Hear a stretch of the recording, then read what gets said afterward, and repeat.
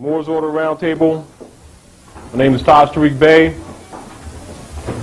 We're dealing with some issues dealing with protecting the Moorish birthright and fundamental principles on how you're going to file a suit. We'll discuss many matters and points of interest and points of necessary information that some of you already know, and some points of information that some of you may not have known, but they're all vital in point. Then we're going to give you some history. We're going to give you some jurisprudence under which law comes, and give you some points of self-responsibility relative to these matters for your personal self as well as for the nation at large and your children. And so these matters that we're going to be discussing will be inclusive or relative to the point of protecting your Moorish birthright. And I recognize that a lot of people have concepts, pro and con, concerning the Moorish movement, many of them correct and positive, and many of them incorrect and misleading. So one of the things that we want to do is clear up concepts about a lot of issues. And I also want to apologize to everyone here because there was some misinformation that went out earlier that the meeting was canceled, which you see a lot of people from all over who were coming were under the impression that we had canceled. We did not. All right? So the place would have been packed.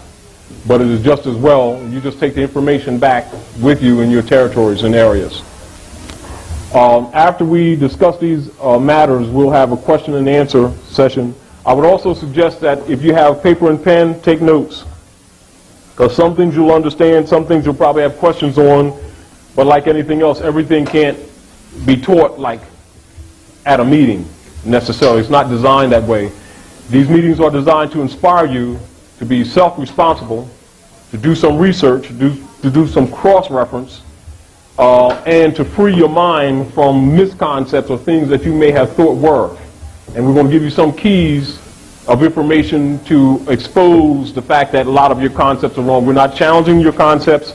We're giving you certain information to free your own mind so you can recognize it for yourself. The other deal is that we want everybody to understand that the Moorish Divine National Movement is your movement. It's not something that we're talking about trying to get you interested in. What we're trying to make you see for yourself is that it already belongs to you. And because of misinformation over the decades, most people have a misconcept of this movement because so much effort was made or put forth to suppress it or to create misunderstanding. Also, when people get the information or get certain concepts of the information, they don't know how to use it. So we're going to work in a lot of those areas.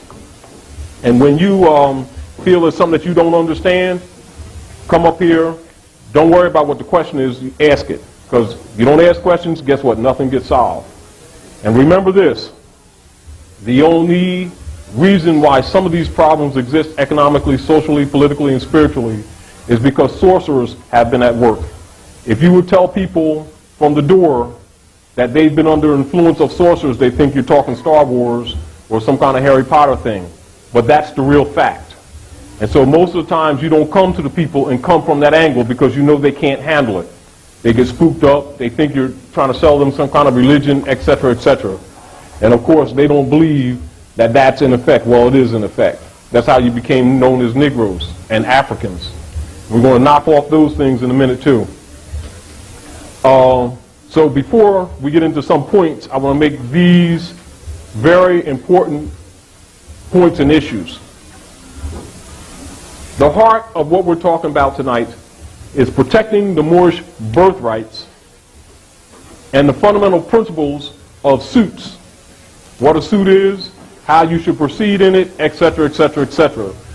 That's why I want you to take notes, because everything in those points we won't be able to go over again, but we'll go over the important parts, so get that in your heads. In the future, others will be here on a regular basis who will be teaching points of protecting your birthrights. And over a period of time, some of the things we're going to put in the paper. As a matter of fact, the editor-in-chief, Brother Abdullah, was suggesting to me to do with that before. It was just that we have so much stuff to deal with, so much stuff to put out, back stuff, that we can't do it all in one time, but we intend to get as much out as we can. We're also going to reissue the Moorish civil letter, which we had used before, and because we were so tied up with other issues, we didn't have time to work on the paper and that, but we're going to put it out because we have to get that information out because there's so few people that are willing to, how do you say, put their neck on the line and tell it like it is, because so many people are bought off already and compromised.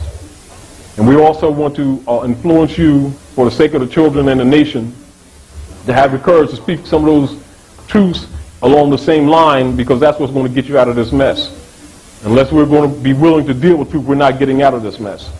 Now I want to make one issue, one point, and I'm going to bring it to a point of law, jurisprudence, and share with you this, and you think on it, and if anyone has any questions, ask or talk about it later.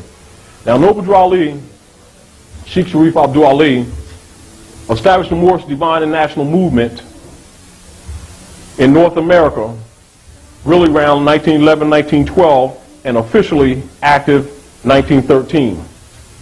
A lot of preliminary work was going on before the movement was initially, or what you call officially, established. So whereas people look at it as the movement starting in 1913, that's the official date of what you say official activity. But the business was going on for quite some time. One of the things I want you to pay attention to, and we're not going to go over all those points today, but I want you to look into for yourself, because that's not the subject matter, but I want to throw this out there. Look at the timeline. When Drew Ali established the Moorish Divine National Movement in 1913, all right, on the other side of the government, they met and they established the Internal Revenue Service. Yes, Federal Reserve System.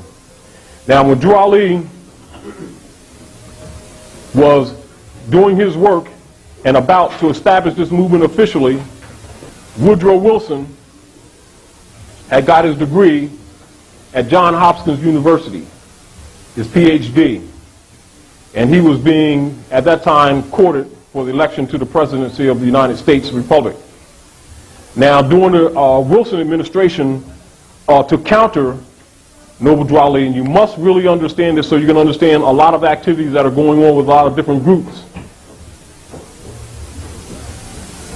The point of this mission is the enforcement of our Constitution. Most people's misunderstanding is thinking that the Constitution for the Republic, United States, North America, was established by the European sons or the knights. Not true. The number is 35 and 20. 35 Moors, 20 European sons, in agreement to stop centuries and centuries of wars between the Moors and the Roman nations. And when we say the Roman nations means the European nations collectively, not just Rome the city. Now, we've had wars since the Punic Wars on up to the Battle of the Crusades, right on up to the Battle of Poitiers near Tours, France, right on up to the French Revolution and the North American, which they say the American Revolution, but it's North American Revolution. They're all tied together. If you don't know that now. It is the longest revolution in the world. You fell, that's how you became niggers. That's where your slavery really came from. Fact is, that part of history is not taught to separate you from your authority, your self-authority, the empire of the world, and particularly the Moroccan Empire in which you're standing right now. Now, how did the Moors become known as Africans? We are not Africans, and we're not African Americans. Scipio Africanus, a Roman general, was fighting the Barker Bey family, which you know as Hannibal, Hasdrubal, etc. When they defeated him, he poisoned himself rather than give up, by the way. Anyway, when they defeated them, he put his name on the northwest coast of Kibalan, or Tameri, that's called Africa today. Do you understand? Not the continent. Near Tunis, Algiers, what you call Morocco, the kingdom. You understand? Kingdom is subordinate to empire. That area, just that part, was called Africanus, after Scipio, the god general. All right? Who's given the honor for defeating the great Moors. They weren't totally defeated. That was that area. All right? Now you got to also look at these. I'm giving you different points of history so that you can look into them and see yourself and see the motives of how you got where you are. Because this is important in order for any suits that you may place in any court of law in the world and in this United States, so it can be totally valid. All right? So these Moors became known as Africans, and a lot of Moors even today thinking that they're going back to their bloodline, talking about we're Africans.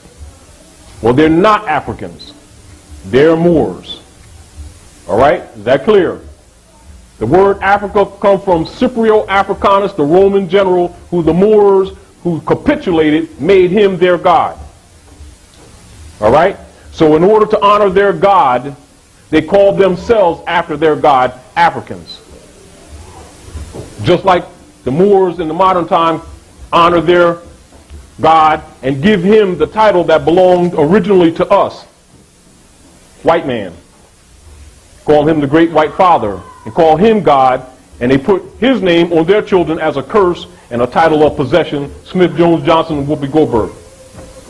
Do you understand? Because he's their God. They will not buy, they will not sell, they will not move, they will not breathe unless they pay their God first, and they get angry at you if you bring it to them just like that. So you got to allow them their dignity so they don't burn your house down. That's the mentality of a Negro, a nigger, a colored person. A being that's outside of the human family that commands dignity. And the world sees us that way until we honor our mothers and fathers who were Moabites, Moors. We don't see ourselves that way because of our arrogance and our self-righteousness. However, at law, you have no standing. So these are keys that are important to understand when you play suits. Because if you play suit in a fraudulent position, the suit really has no jurisdiction, no power in the jurisdiction, because it's subordinate to one who owns it. It, not you, it. Because Negro, black, and colored was coined by the European sons in order to distinguish human chattel property from the human family who had national names like every other civilized being. Then what happened, we adopted these things and then try to impose it on the civilized world, get rejected, and accuse them of prejudice. So the real deal is that we're both in violation of law. And so we have to get out of the culture of playing victim, and he has to get out of the culture of his corrupt superiority when he's a fraud and a substitute in both law and government. But we have both of us have fallen in love with the lie. Do you understand? So now what we have to do is begin to systematically bring the correct information so that when, as Moors become conscious and they get repressed by the corporations, which is substituting as the government, that they have some redress, some method of redress, even though ultimately the fall will come from their own corruption.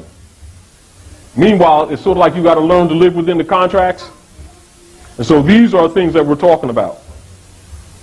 So keep these things in mind because it's very important when it comes to the point of protecting your Moorish birthright. If you're forced to sue, that you be in your proper person, which is also why Drew Ali reminded the Moors before this thing even came, when this thing fell all apart, he says, if you don't do anything else, declare your nationality, be yourselves. Of course, you all know, those of you who know law, know that being yourself in law is in propria persona sui juris. All right? So when you see that, you know that that's being yourself. The other thing that you'll notice that in the corporate and colorable courts, that very often if you file a suit, etc., they'll put in there on it pro se, if you're dealing with it yourself. And then you might see the magistrate say to you that the pro se and the impropriate persona is the same thing. It's a lie. Impropriate persona sui juris is your own proper person. And in truth, you only have standing at law when you're in your proper person. These are reasons that Drew Ali set those things up, because he knew it was coming, but he also knew we was hard-headed. And he also knew we wasn't going to listen, that we were going to play with emotions and go start following people who were telling you this was religion when it's the return of your birthright, and you'd be confused because we're dedicated people means that we're always looking for something to worship. Oh, there's a mic. So I'm converting from this camera, and next week, now the mic is God. It has no ears to hear, no heart to sympathize, no reasoning power, and then when it fails, now it's the flag. And this is what we've done. This is what dedication means. You understand? So people have the wrong concept of Allah, of Yeshua, the prophets, Jesus. All of their concepts are totally wrong. These were liberators. They were social reformers. They dealt with civilization law and principles of what? Isonomy. And that principle is ancient. And that principle is symbolized by a compass and a square. And that symbolized Moorish law. And it's ancient, it's not modern, even though some organizations may use it and claim it's yours. And isonomy means equal rights and equal justice in the society. The United States Republic, North America, was founded on the principle of isonomy. And every European son that's presented to you in history as a main key in the foundation of this government was 3rd, 33rd, 360-degree free Moorish master masons in secret. Do you understand that? That goes for Jefferson, Adams, Washington, Franklin, etc., etc., etc. And they got a fez too. You understand? The reason the United States Republic North America was established, again, coming back where I started, was to stop the series of wars between the Romans and the Moors. Do you understand that?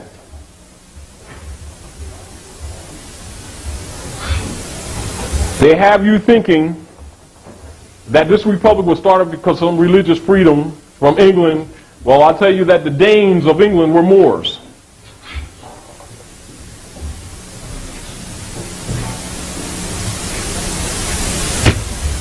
All right? And the monarchy that they talked about is simply the constitutional governing power being vested in sultans, etc., or in single person. It is the most correct form of government, except if it gets corrupt, it goes absolutely opposite. That monarchy form of government was transferred on what you call the people's scale for the United States of America. Most people don't know that the three branches of government is really the monarchy spread out.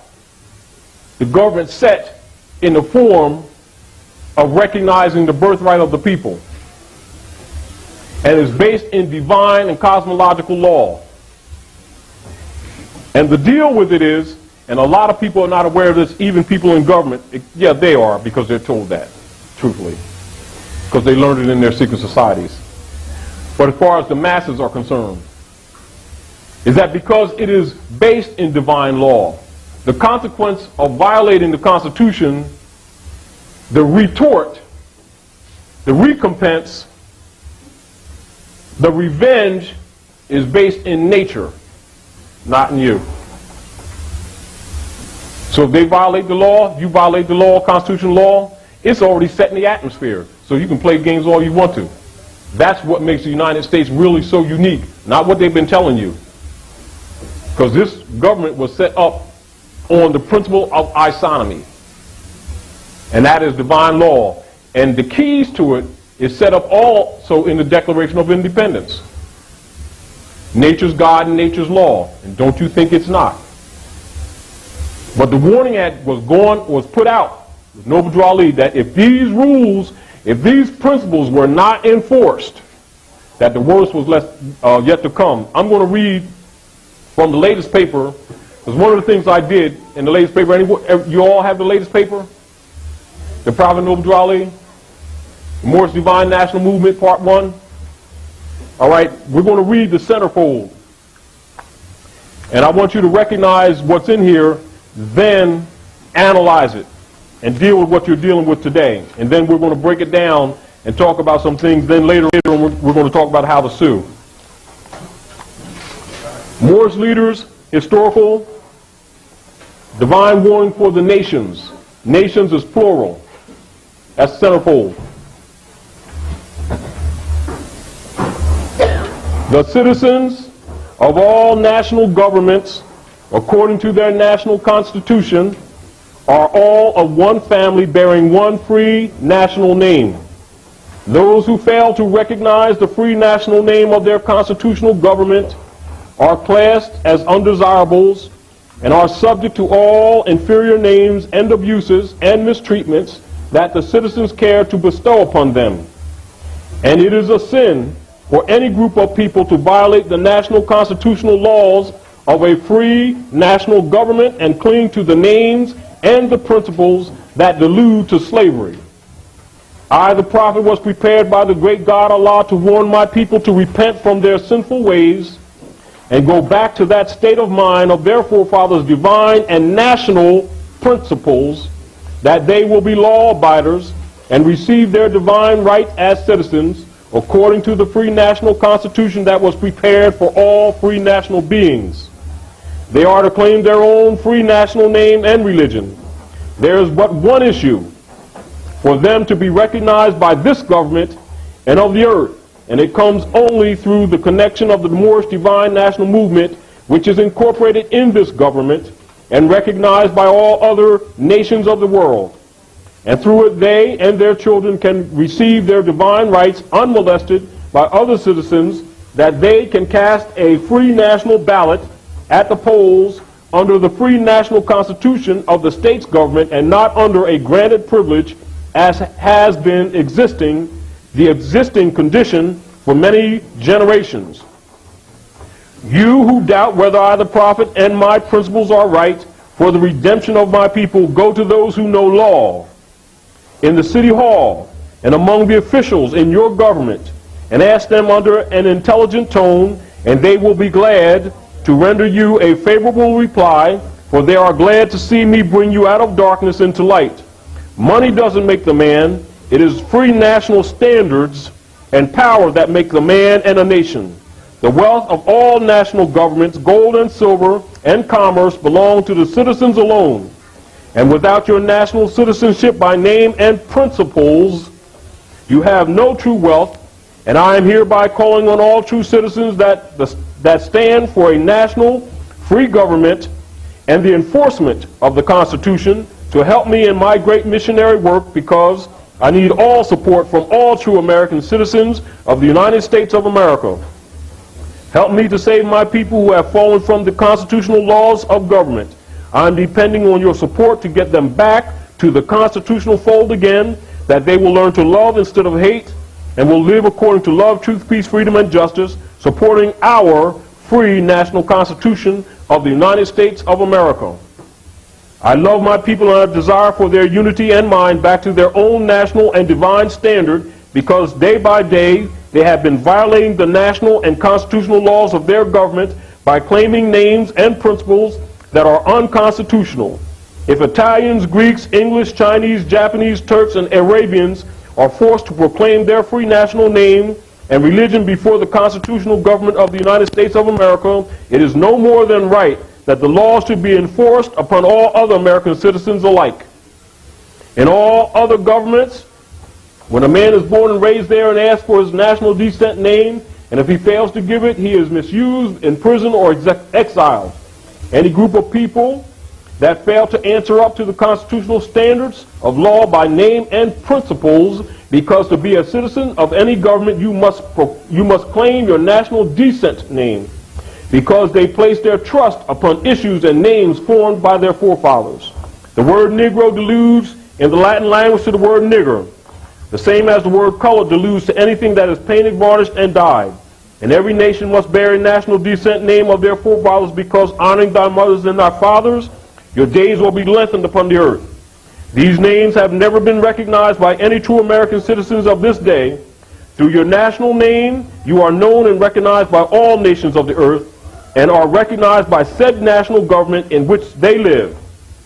The 14th and 15th Amendment brought the North and South in unit, placing the Southerners who were at that time without power with the constitutional body of power. And at that time, 1865, the free national constitutional law that was enforced since 1774 declared all men equal and free. And if all men are declared by the free national constitution to be free and equal, since that constitution has never been changed, there is no need for the application of the 14th and 15th Amendments for the salvation of our people and citizens. So there is but one supreme issue for my people to use to redeem that which was lost, and that is through the above statements. Then the lion and the lamb can lie down together in yonder hills, and neither will be harmed, because love, truth, peace, freedom, and justice will be reigning in this land. In those days, the United States will be one of the greatest civilized and prosperous governments of the world. But if the above principles are not carried out by the citizens and my people in this government, the worst is yet to come. Because the great God of the universe is not pleased with the works that are being performed in North America by my people, and this great sin must be removed from the land to save it from enormous earthquakes, diseases, etc. And I, the prophet, do hereby believe that the administration of the government being more wisely prepared by more genius citizens that believe in their free national constitution and laws, and through the help of such classes of citizens, I, the prophet, truly believe my people will find the true and divine way of their forefathers and learn to stop serving carnal customs and merely ideas of men that have never done them any good but have always harmed them. So I, the prophet, am hereby calling aloud with a divine plea to all true American citizens to help me to remove this great sin which has been committed and is being practiced by my people in the United States of America, because they know it is not the true and divine way, and without understanding they have fallen from the true light into utter darkness of sin, and there is not a nation on earth today that will recognize them socially, religiously, politically, or economically, etc., in their present condition of their endeavorment in which they themselves try to force upon a civilized world. They will not refrain from their sinful ways of action, and their deeds have brought Jim Crowism, segregation, and everything that brings harm to human beings on earth. And they fought the Southerner for all these great misuses. But I've traveled in the South and have examined conditions there, and it is the works of my people continuously practicing the things which bring dishonor, disgrace, and disrespect to any nation that lives the life. And I am hereby calling on all true American citizens for moral support and finance to help me in my great missionary work to bring my people out of darkness into marvelous light from the prophet. Now, you know, this was decades ago. This was even before they suspended the Constitution. So you got to look at the timeline. Now, a lot of misery that you're going to be facing, and you will. I'm also going to give you a little bit of astrological, mathematical prophecy. Third World War is already on. It started roughly around 1969, officially. In initiating this Third World War is how you're going to be freed, because they have no intentions. Truthfully, they're incorrigible. They have no intentions of enforcing the Constitution. Why? They're criminals. Your concepts of dealing with government officials is wrong. They're not your government. The United States has not had a legitimate government since 1914. Who's that? Huh? Who's that? That's when Wilson, he's a knight. What you call President Wilson. They made deals, and what they did, they were in the process of stealing your gold and your silver. Now, do you know what separations of powers is?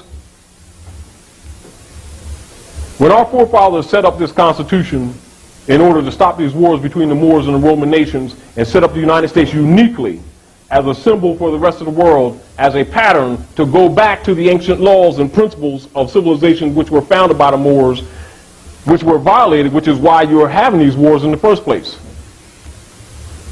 Do you know the principles or the fundamental principles upon which the separation of powers is set up? The floor is open. You can throw it. Anyone know? You know the reason. Which branch of government was given the delegated authority, a DOAO, delegation of authority order, by Constitution law to coin the money? Congress? I was just going to answer that question. Go ahead, answer it. Church and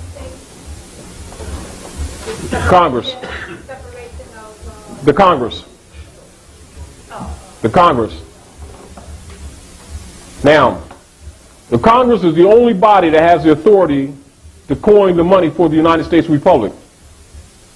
Federal Reserve System established between 1913 and 1916. Is that in the Constitution? Is that a part of your government? Why do people think it is? Because they don't know, they haven't studied. So now they're enslaved to the Knights Templar, veiled also in Masonry, servants to the King of England, taking care of their Negro property that's carrying their name, Smith, Jones, and Johnson, and whoever you all calling yourself this year.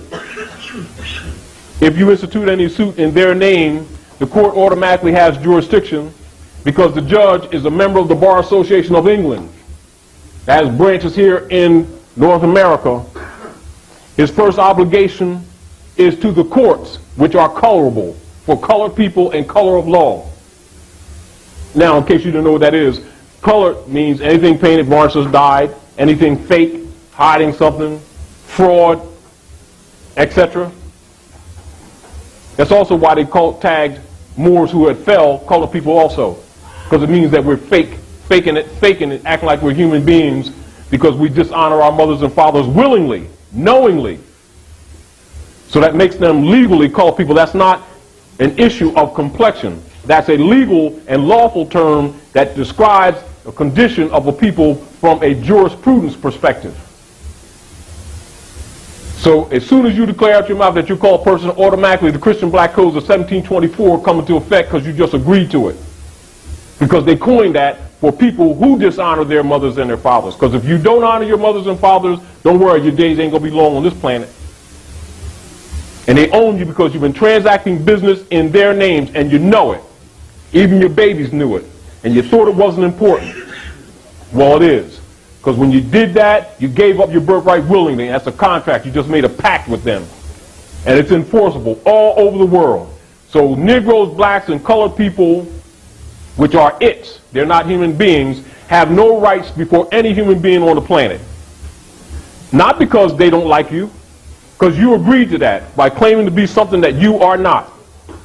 What you need to know that it had legal and lawful implications, and this is what they didn't tell you. They just told you it was an opinion, you know, people feel about you and all that kind of crap, and you believed them and gave up your birthright. That's what the so-called Negro problem actually is, from a legal and jurisprudence point of view. Before you can have standing at law,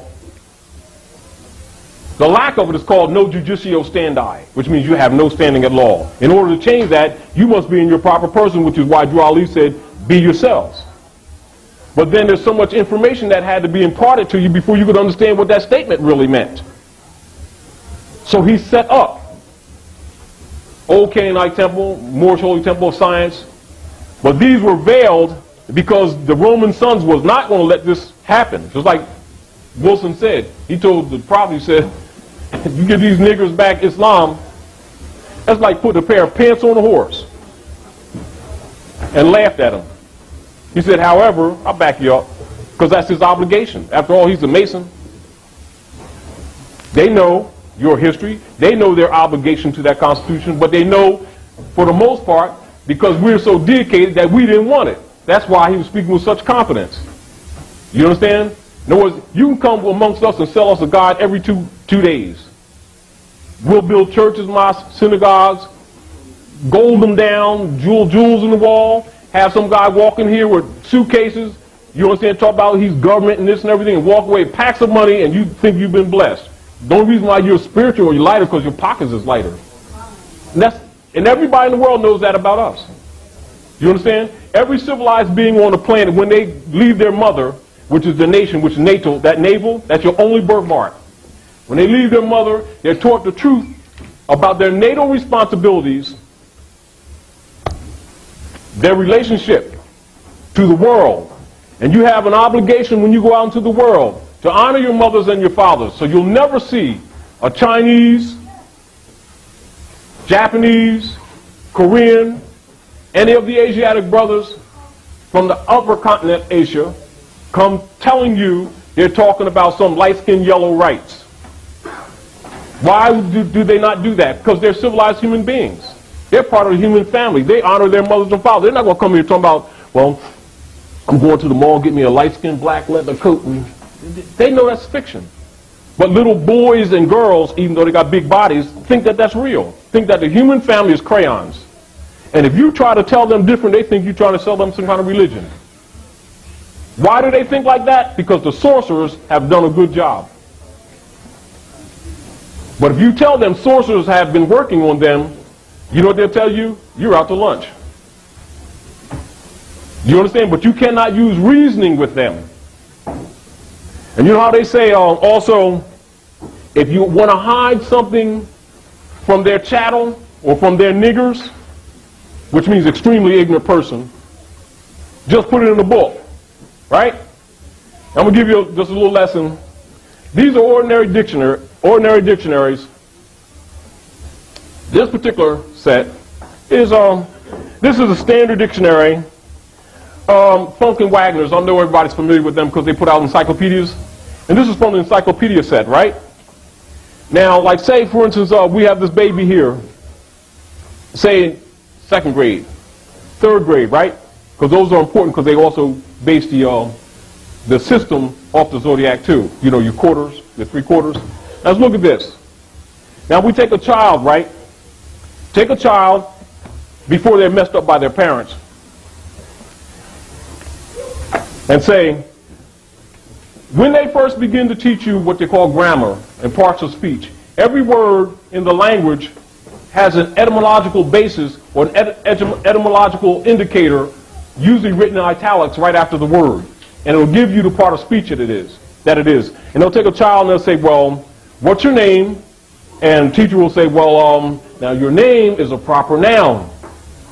So it's capitalized.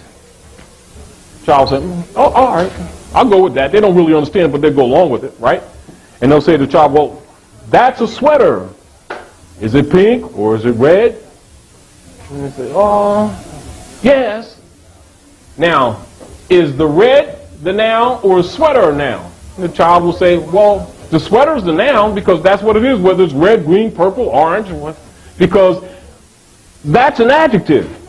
An adjective modifies or qualifies a noun. But an adjective does not identify anything. Because a noun is a word used to identify person, place, thing, or idea. Right? This is children. Children. How many adults will turn around because of their quote-unquote, not knowledge, but beliefs, and corrupt their children and then send them out in the world to get beat up? So let's go to a dictionary and look up the word black.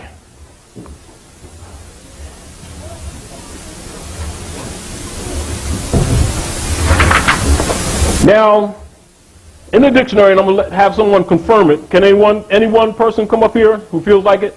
Confirm this. Black is an adjective. Yes, confirm it. Because the etymological categorization of the word, not only its root history, but the part of speech comes in italics right after the words. Is it an adjective or is it a noun? It's an adjective. Adjective. So if it's an adjective, can it be an identity of anybody? Can an adjective be the identity of anybody? No. A proper noun is, am I correct? Remember, these are the children's lessons, right? All right? You confirm it, yes. Entire? Yes, please. Black. B-L-A-K in parenthesis, adjective. Having little or no power to reflect light, of the color of jet, the opposite of white, having a very dark skin as a Negro, also swarthy, somber, dark, destitute of light, gloomy, dismal, forbidding, also sad, shameful, soiled, stained, evil, malignant, wicked, deadly, slanderous, malicious, threatening, a black-hearted wretch. All right, you don't have to go any further. Appreciate that, brother. It's a prayer. It's a prayer. And it's a word used by the sorcerers when they were denationalizing you. And all they needed you to do was start uttering that prayer for them in one word. And you would cast it into your children because it would go into your womb. Because just like you use ingredients of what you eat to feed that child, and remember, woman produces male and female. Man ain't never met nothing. I got breasts. They ain't fed nothing. Never. The suckers don't work. Just remind me of my origin. But if I deny that truth, I'm denying how the Creator set this thing up, aren't I? That's also a sin. And we've been practicing that too, haven't we? Huh? Haven't we? Huh? Haven't the religions taught you to disrespect women? Hasn't the religions taught you to disrespect her cycles? Calling her unclean? Huh? Adam talking about, you see, God called me on Wednesday and told me, I'm going to take your rib and make you a mate. He's standing up there with a belly button. And you all believed it. Do you understand what I'm saying? We violate divine law and then look for divinity to come to our aid. Why should Mother Nature save you when you have no respect to what brought you here? The law don't change and it don't pass away. And truth don't change and don't pass away. Pay attention to what the Creator set up and I'm telling you, we'll be better off. So let's look at this again. When they have unabridged dictionaries, they will also give you the etymology of a word and give you a rough history of it. So the Europeans also know that their religiousized Negroes won't read, and if they do see it, it's not according to their beliefs, that they will cast their own children into darkness, lovingly and willingly. But then they'll set up nigger organizations to so-called save them, fund them to the tunes of millions of dollars a year. They have no legislative power, they have no judicial power, they have no executive power, and they talk about preserving or protecting the people's right. That's not government, that's fraud. Do you understand? Constitutions are set up in governments to protect the existing birthrights of the people, which are called inalienable rights.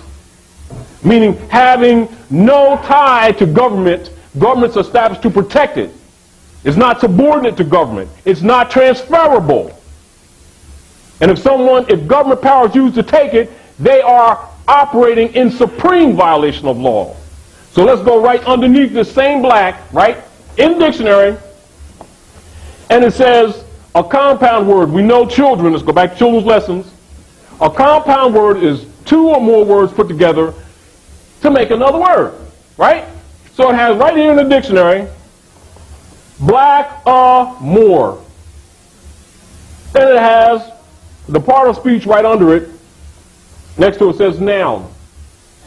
And it says a black person, man or woman, Negro. Then it has in italics, black in small case, plus, then it got more capitalized. There's identity right there in the dictionary. It was never really hidden. You tell these people they're Moors, they say, what religion is that? They are so asleep. The sorcerers did a good job. And we're battling sorcerers. Of course, if we come out talking that way from the door, you'd think we're out to lunch. Do you understand? People, it's sort of like our arrogance, our poisonous and toxic self-righteousness has cursed us for quite a few generations. We got to fix it. One of the issues is when you begin to really wake up, every time a Moor wakes up, you can't become what you already are.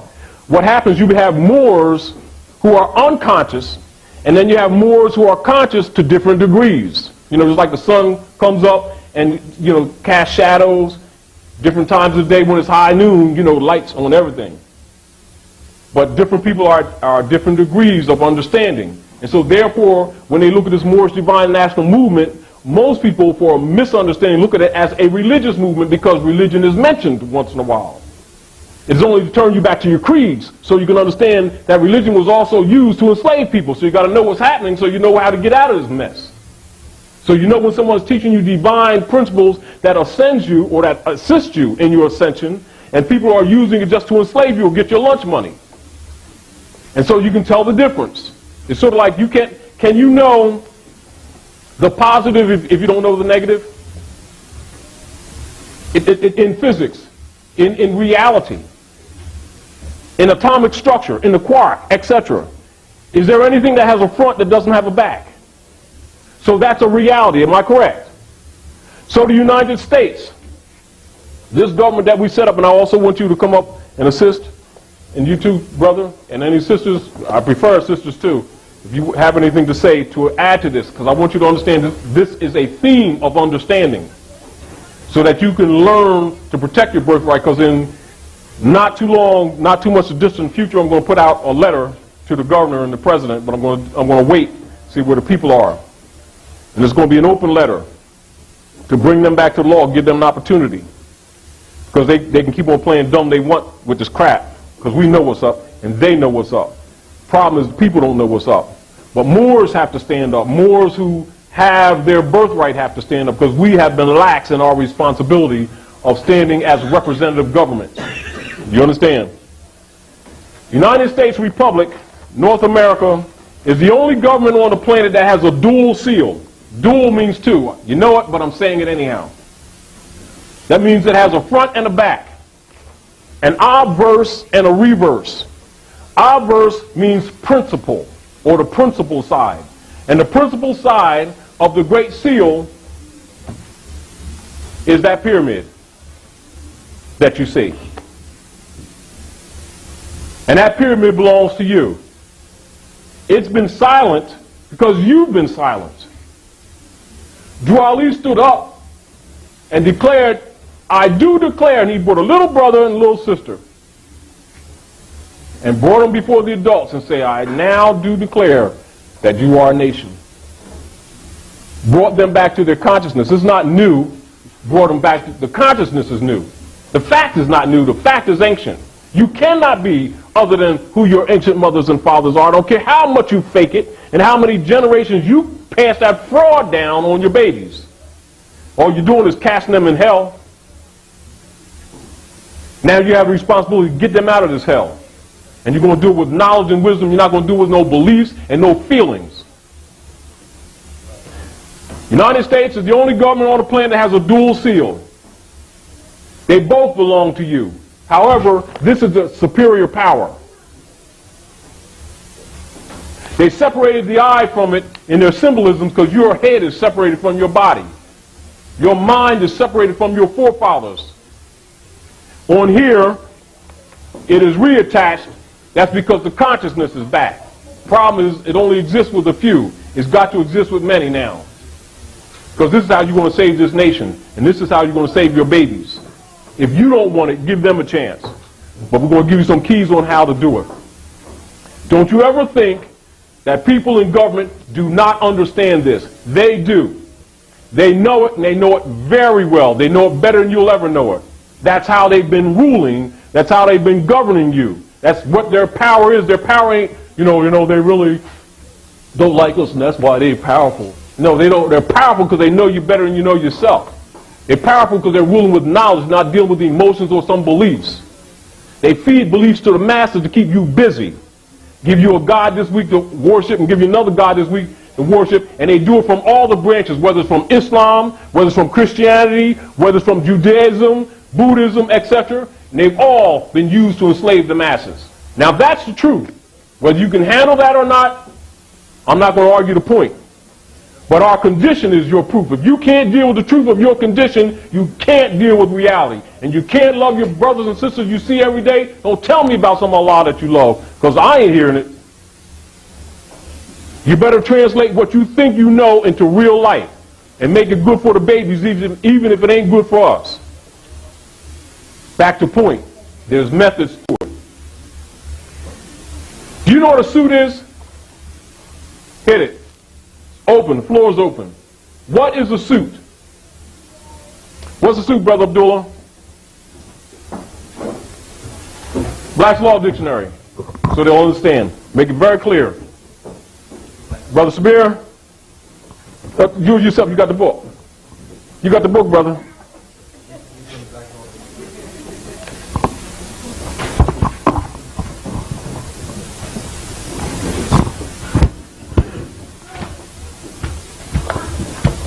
I'm going to remind you when the brother informs you what a suit is. Did you know that traffic tickets are a suit? Are you aware of that? Who was not aware that a traffic ticket is a suit? Now you know. And tell everybody else. Asiatics and Europeans, a traffic ticket is a suit. Judge ain't going to tell you that. And whenever you're in court for a ticket, you understand, which says summons, etc., that's a summons to a suit because you're being sued by the corporate state. And a suit is not valid if you don't face your accuser. And anything they demand of you over $20, you have a right to a jury trial, and you have a right not to waive it. And traffic court is not constitutional because there's only two courts that's established in our Constitution, and that is a criminal court and a civil court. A civil case cannot be tried in a criminal court, and a criminal case cannot be tried in a civil court. Where did traffic court come from? It was to stop your movement. They're on-land passports. That's what the license is. And truthfully, it only applies to commercial vehicles.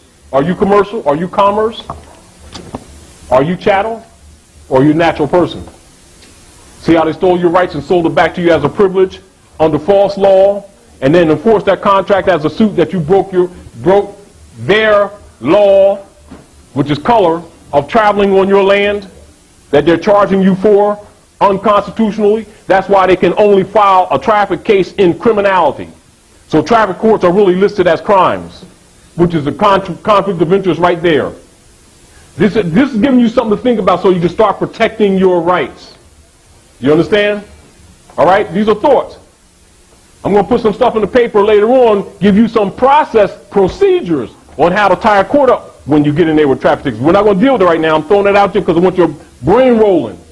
Because you're going to have to start protecting yourself. The greater power will be when you do it collectively on a class action principle. But the same principles apply because that's why our Constitution was in place. That's why we put it there, because there's divine law behind it. But you must know yourself in order to know that you're the law.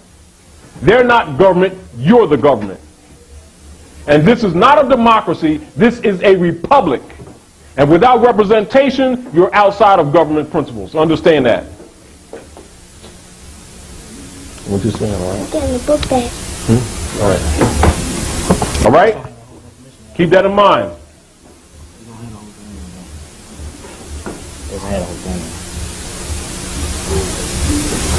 All right, here you go.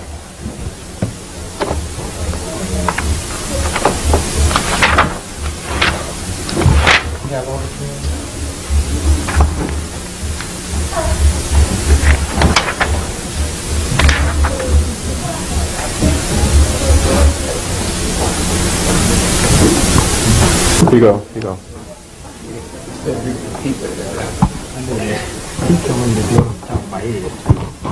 Check down until you get to the category. Now, basically, I'm going to tell you this. A suit is basically a series of writs that are put, that means anything written. Public announcement, and remember, and this is what everybody must understand, all suits, wrong concept, get it straight, are not in a courtroom. Do you understand that? Read it, brother. You got it? Yeah. It said law proceeding in the court of law of chancery in which a plaintiff demands recovery of a right and the redress of a wrong. The term rarely applied to criminal prosecution. A recovery of a right. You hear what that says? A recovery. So that means to recover something, that means something that was taken away. A violation of right or an inalienable right is the foundation basically of all suits. Because that's the only way a tort can happen. In other words, they have to impose upon you outside of a issue of jurisdiction or issue of their power or right upon yours. And a suit in its nature is the reclaiming or the public announcement or the processes by which you're reclaiming that right or regress concerning that right. All right? When they give you a ticket, that's a suit. What is happening is the corporate, municipality, etc. is suing you. Why are they suing you? They accused you of a crime. So traffic court is really a criminal court. In order for a criminal court to really be properly structured, there has to be time. See, because you got criminal and you got civil. One's a fine and one's time.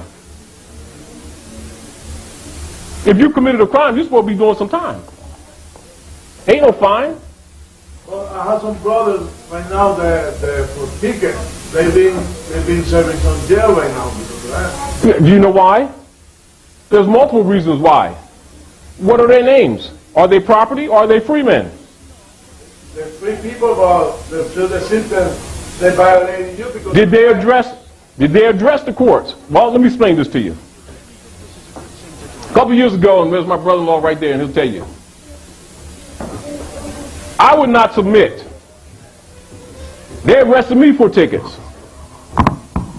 You understand? I think I had, 34 tickets, 8 contempt of court, whole bunch of stuff. Yeah, a whole bunch of stuff, and they put a rubber band around, this is yours. You know, type thing. They made a deal with me that I could go home if I make a plea. Of course, I'm working on principle, I ain't having it. I said, nope, no deals. Take me to court, because I'm going to kick your key stores. So they wouldn't take me to court. Am I right or wrong? They held me, figured, well, they're going to let them go home because they got the body. And habeas corpus technically been suspended since, you know, the Trading with the Enemies Act, 1933. So they have not been operating constitutionally anyway. Of course, I know that, but I'm just saying. So habeas corpus is suspended, so they figured, well, they got me, right? So Moors would call from all over the country. They call from California, everywhere. Call from the islands. Oh, we're going to send some money for Brother Taj. Get him out of jail. Don't send me a penny. Not a penny. Because I'm fighting on principle, because it's for the generations after, not for the moment. Because I could have went and got my car and made a deal with them and I'd been home. See, but then I would have capitulated. That's acquiescence. Then I'd still been obligated. So if you're out here, out of jail, you're still in jail because they can come get you and still hold you to those phony contracts. At any rate, they took me to finally, because I wouldn't capitulate, and then I also started teaching Europeans while I was in there, and I started teaching Asiatics.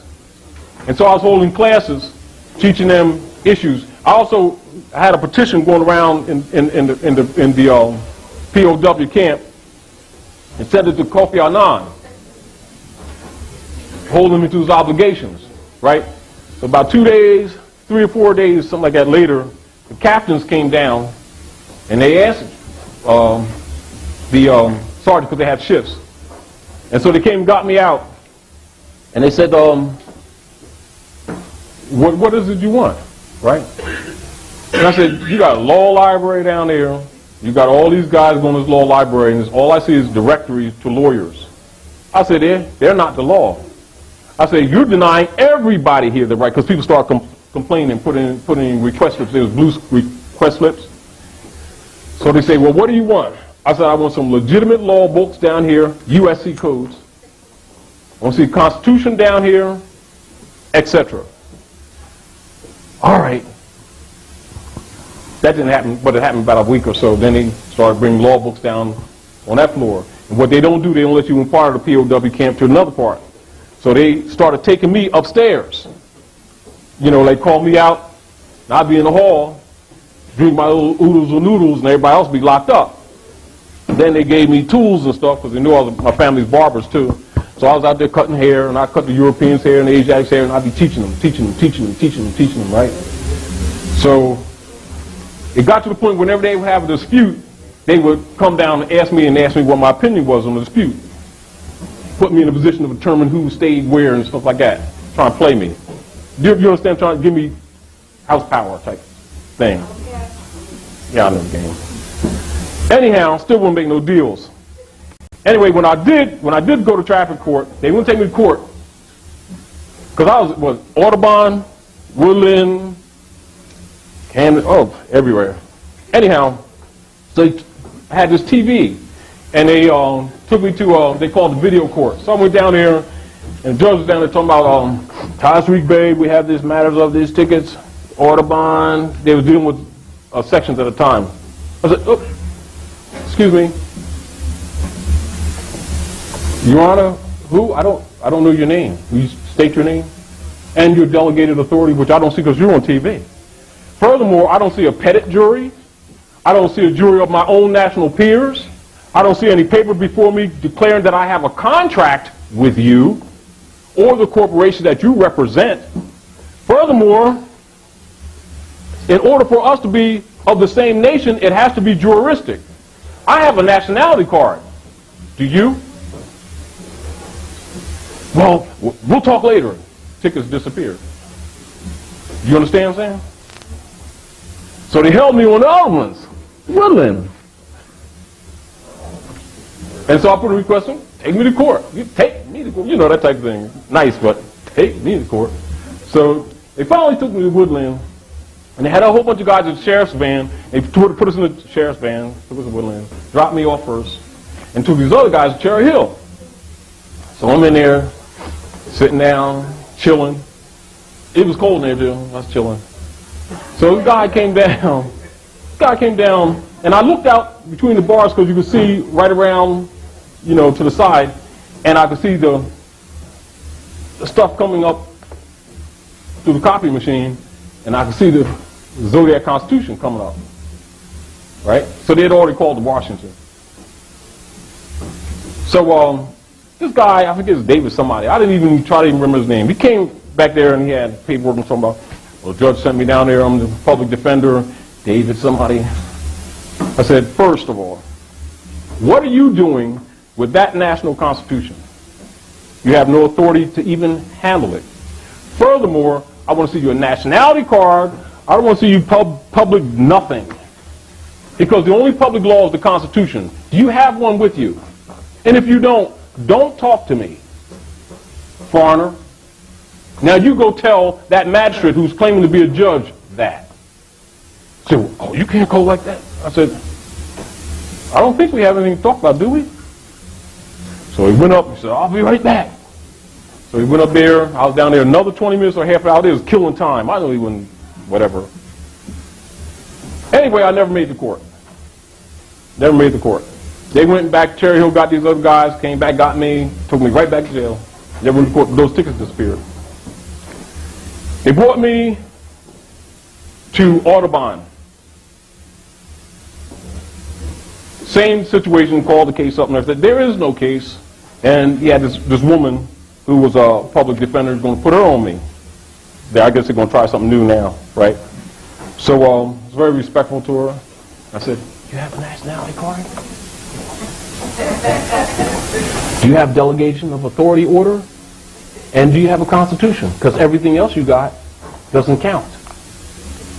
Before you can argue a case, I also want to see the injured party. Who is it? Now, the state of New Jersey is a fiction, and it can't talk. Now, are you a representative of that state?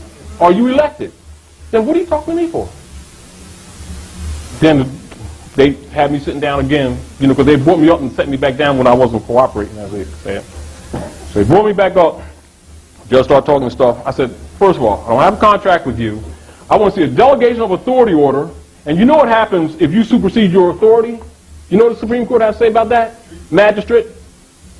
And I said, furthermore, are you going to demand anything from me relative to my liberty, money, etc.? If you plan to, you better verify it. Because I don't think anybody here has any lawful money. Now, are you willing to take Federal Reserve notes? For the record. And I want a copy of the transcripts, too. I know you don't have one in here, but you better get some somewhere.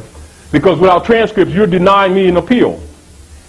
An appeal can't happen without transcripts. And traffic court don't have transcripts. Therefore, you're in violation. It's a fraud. You know it, and I know it, too. tore the tickets up and said, go home. They didn't take me home. They took me back to jail. So they was talking stuff, and I was teaching Europeans and I was teaching Asiatics, and it was going on.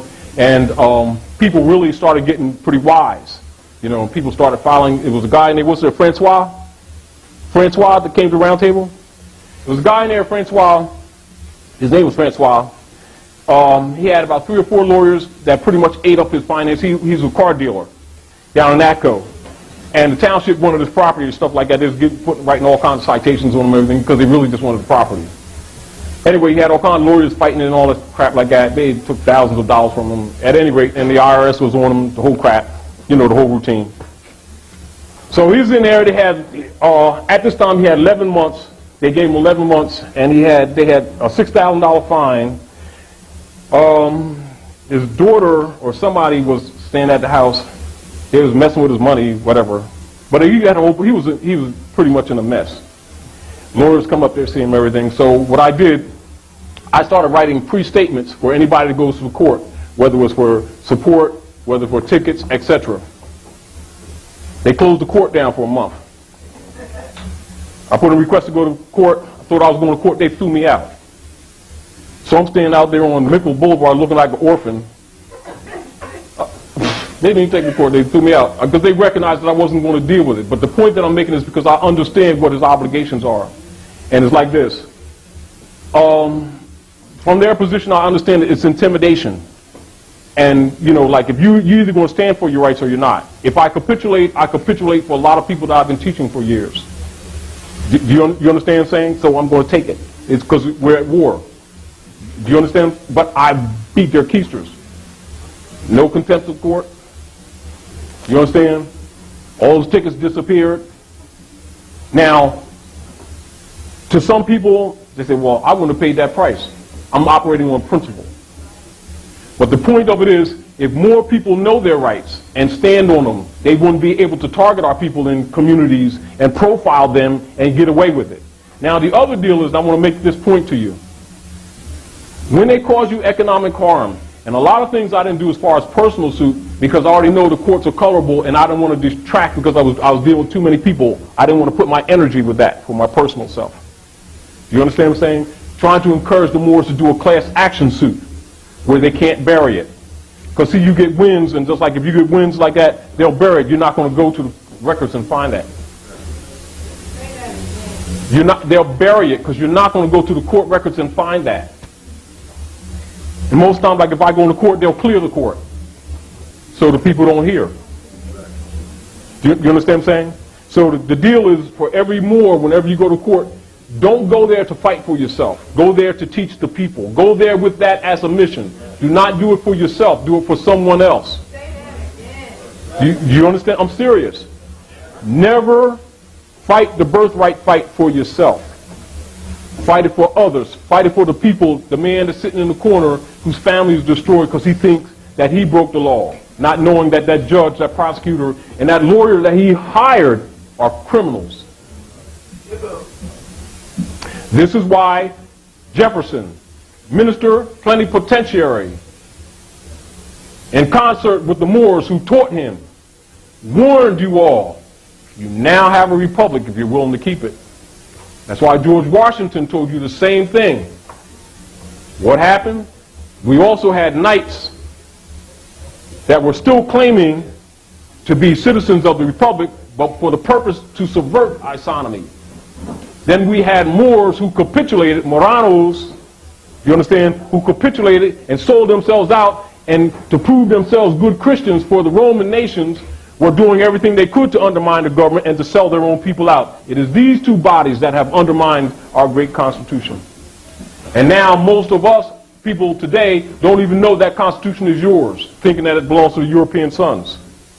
And then mentally and civically disconnect yourself from it, think you're disconnecting yourself from his abuses, when actually that Constitution was set in place to protect you.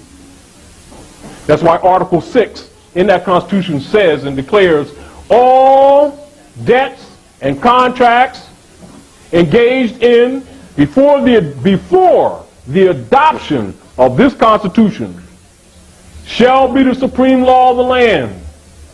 And every judge of every state are obligated by oath to uphold that Constitution.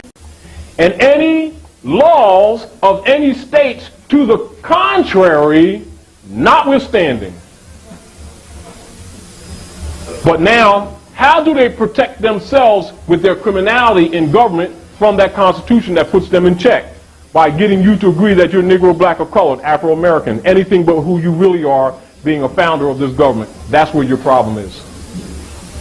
And so you have no standing at law because a non-human being or a person bearing property titles cannot enforce the de jure law of the land. You don't have the political power to do it. You don't have the authority to do it. As a matter of fact, he don't have the authority to act on that Constitution. That's why they have to have civil rights issues for Negroes. What you see Drew Ali said in here, the 14th, 15th Amendment would not be necessary. That's where they made provision for their property to be counted in the votes for those who own them. So when you vote in Smith, Jones, and Johnson, it belongs to Smith, Jones, and Johnson. The state's job is to make sure the benefit goes to Smith, Jones, and Johnson in the suburbs.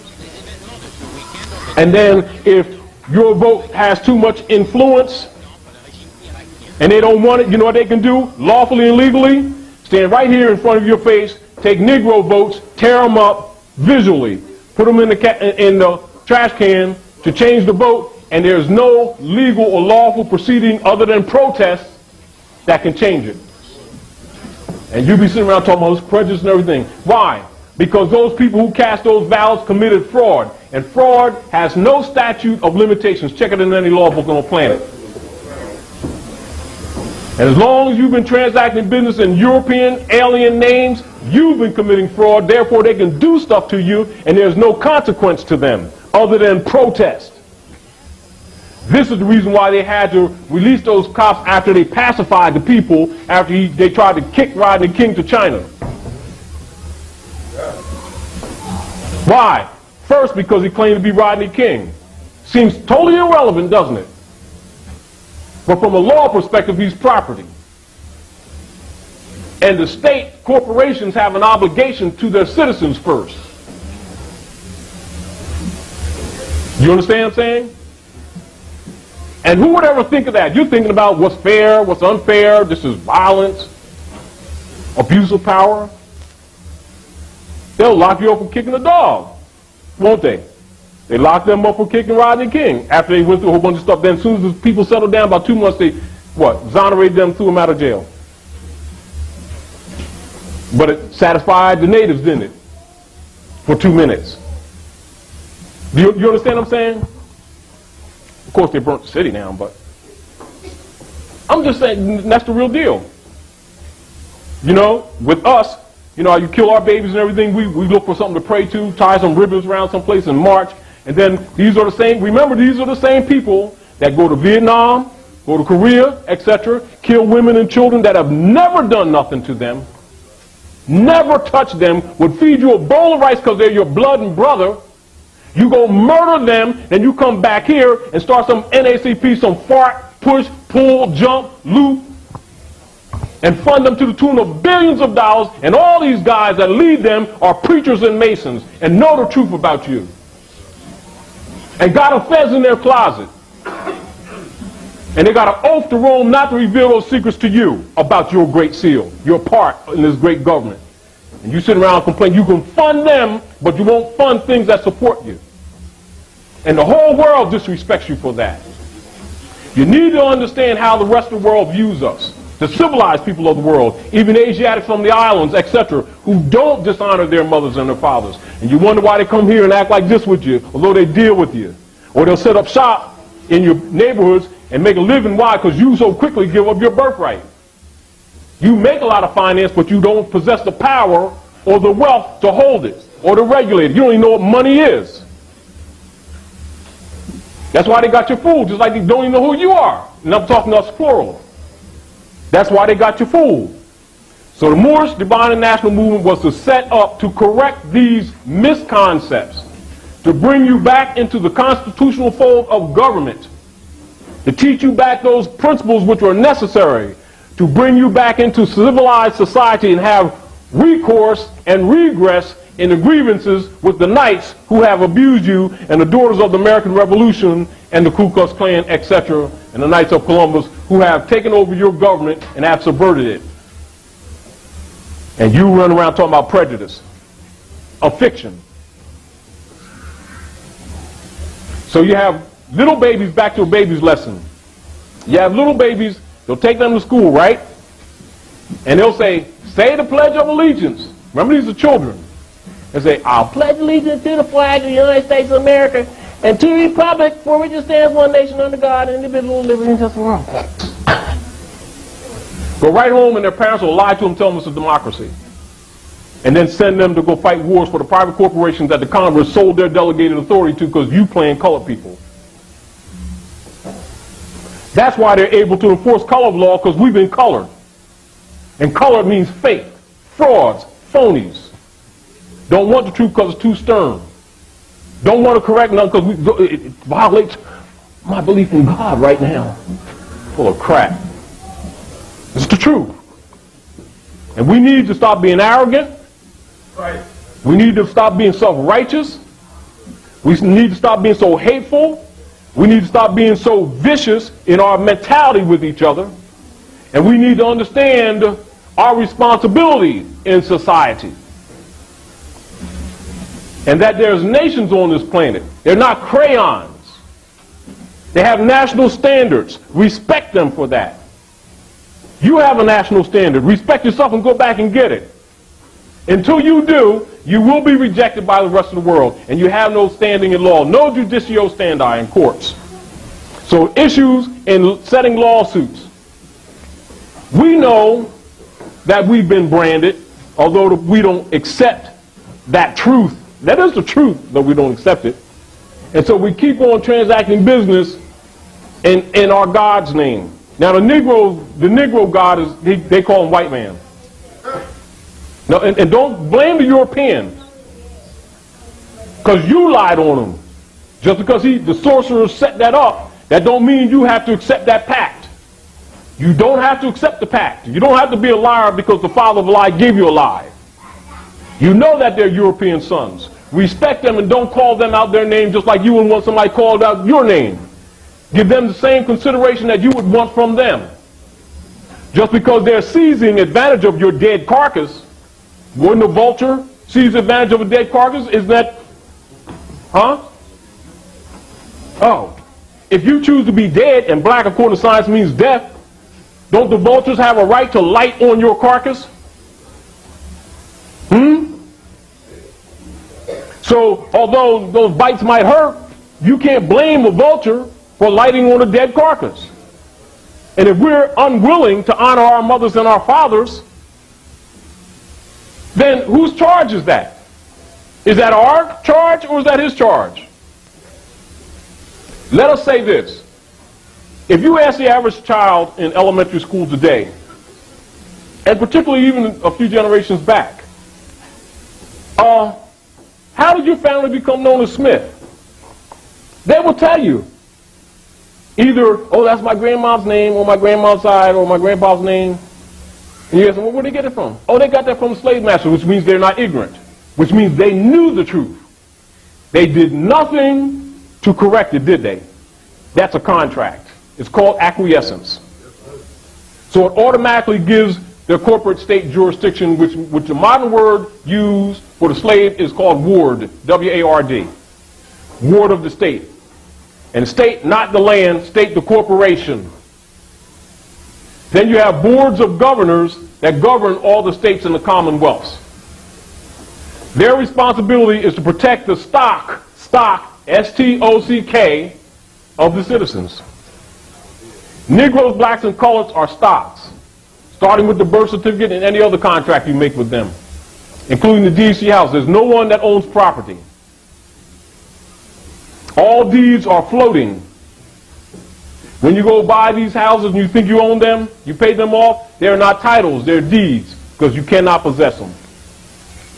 What you've been calling taxes is really rent, but tax makes you feel better. And then you can feel that your gods have blessed you. No, serious, because you got to allow them their dignity so they don't rebel. I'm serious. Because, you know, it's sort of like everybody and their dog knows that the white God image is the Negro God. But the Negro has to maintain his dignity not to admit it. And you can't put things in front of him that makes him see that. Because they love Jesus. They love Allah and Muhammad and Moses. Phonies. But the rest of the civilized world knows better, so they let you play your little game, put you in them nigger lines, and tax you out of your property. You can't pass nothing down to the rest of your family because the state comes and gets it. You understand what I'm saying? Now, what is tax for in any society? What is tax? Tax is a fee by proportion, apportionment, that's by agreement of constitutional principles and limitations given by the people's agreement for the support socially of their society, proportionally. They cannot tax your property lawfully. They can only tax services to your property. But if you don't know that Smith, Jones, and Johnson, being Asiatic, claiming European name, makes you agree that your property, you don't own it from day one. It was given, if you went with what you call cash money, paid for it, lock, stock, and barrel, don't pay taxes and watch them take it all. They can only tax you lawfully for services. They can't tax a free man's property. That's your first proof that you're not free. But that's also your punishment for not listening to what the prophet told you in 1913-14. And you didn't adhere to the law, you didn't carry it out, and now you're paying for it. Now we have to come and try to clean this mess up. Work that was already done. But we can't do it. You have to help us do it.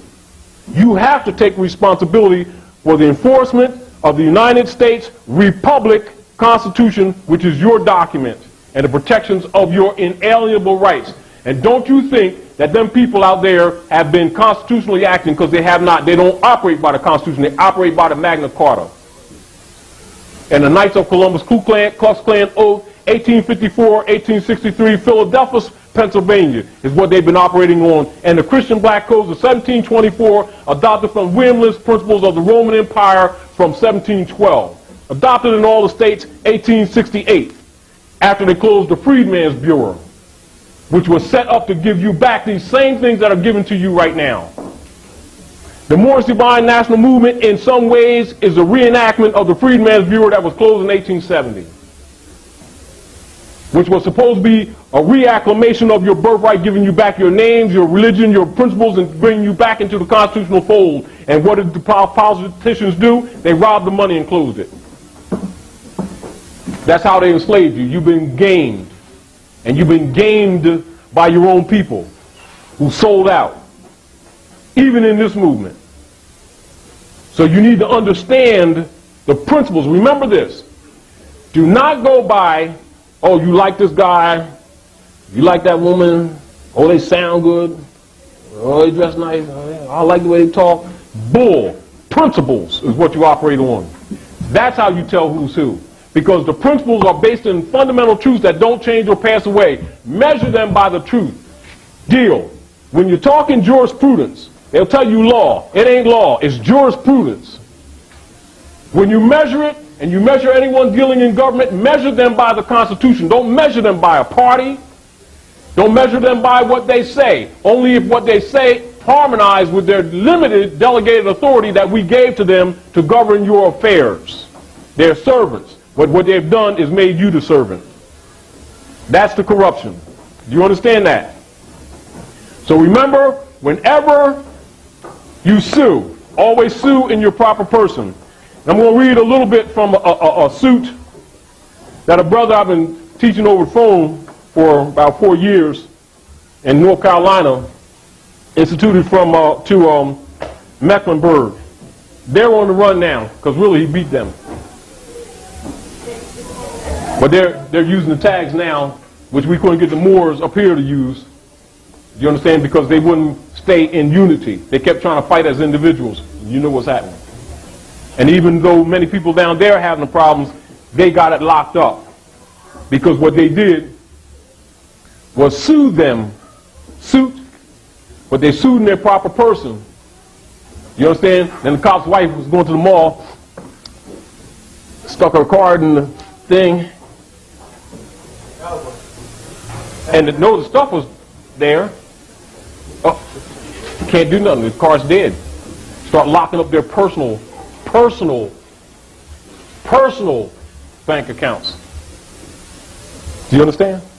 Start costing them money for harassing you. When they touch you, make it cost them. But what you want to do, where we want to go, is collectively, not individually.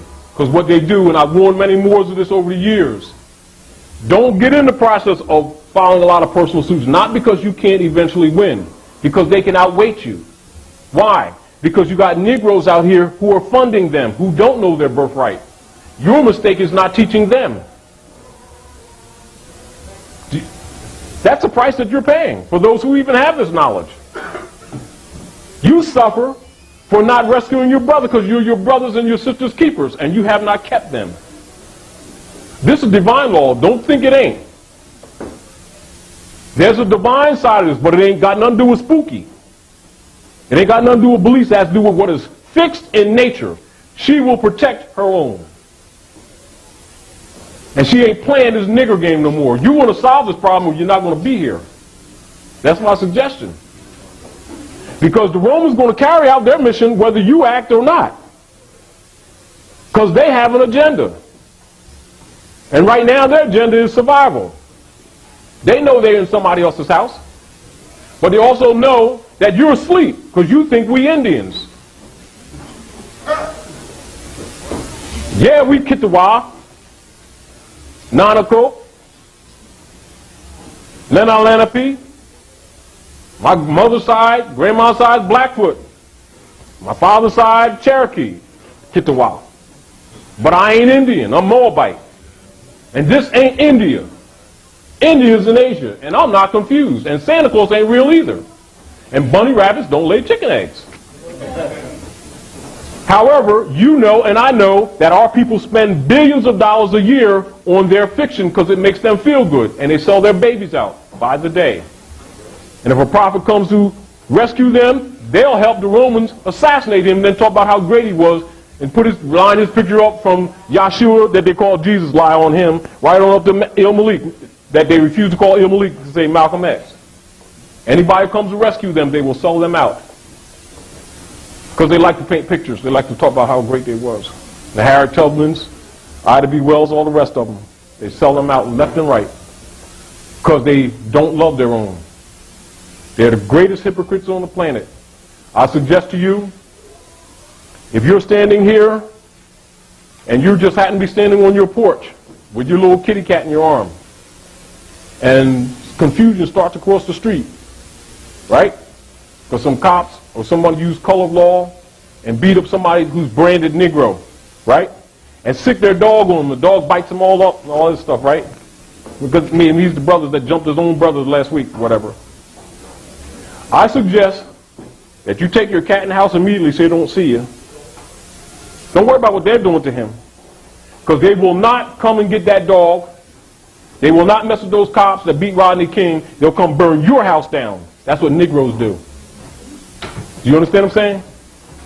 They always injure innocent people. They love injuring innocent people that never did anything to them and have no courage to fight those who bring injury to them. That's another reason why the civilized world has no respect for people who are branded Negro, black, and colored, because they know they're savages. But they also know they're not going to say it to you to your face because you're going to might burn their stuff down. But they will set up shop and make a living off you because you give up your birthright easily. And then going to tell them what Jesus wants. And then put them up in the grand houses that you build as a Roman, as a European, when you know he had dreadlocks. Moabite, Canaanite blood. Look just like you and me. And Moabite is the ancient name for Moors, your same bloodline that you deny. And we are them Jews too. And not them Yiddish who are claiming to be Jews but are not. We just don't use it because he's using it. So all of this thing has to be corrected, and it's not what you think it is. This is an economic, political, social dilemma that you're going to have to fix. And if you don't fix it, don't worry, everything that you work for will fail. Whether it's business, economics, your personal relationships, etc. Because Allah, and Allah is feminine, not masculine, is unpleased and is set in force for our destruction unless we fix it consciously. For now, that's all I have to say, and I'd like to bring someone else up, Brother Abdullah, to assist in the work. And I also want to make one more point while you're getting prepared. And this remind Moors of some points you may not recognize right now, but I'm going to make this point anyway. See these questionnaires? Noble Dali, founder. Noble Dali reincarnated. Period of time between 1929 and 1934. On here, it will say Noble Dali, right? And this is the authority that many of you are familiar with. And it'll say Moorish Holy Temple of Science, adopted as its corporate name, Moorish Science Temple of America. See that? Yeah. Notice here it says Moorish Science Temple of America, adopted as corporate name, Moorish Science Temple of America, oxymoron. Just keep that in mind. That has to do with the treachery within. All right? We'll deal with that in the paper later on. But these are keys that you must look at. What you're doing and the consciousness that you're being brought to is not just some little pocket. What you're dealing with deals with world governments. Though we may be low-key and down to earth with this thing, everything that you do relative to this consciousness and these concepts is affecting the entire globe. Don't you ever think that governments are not watching what we're doing. Don't you ever think that what we're doing does not affect not just this government, governments, period. And in fact, I'm going to tell you another secret. Nations is a fiction. Because there's only one. And that's the real truth. That's what it's ultimately going to come to. And you will have one world government and new world order. Deal that you got going on is the sorcerers think they're going to take over. And everything they're building to eliminate you, they're building for you. Now they can put that in the dossier. Peace. Come on, bro.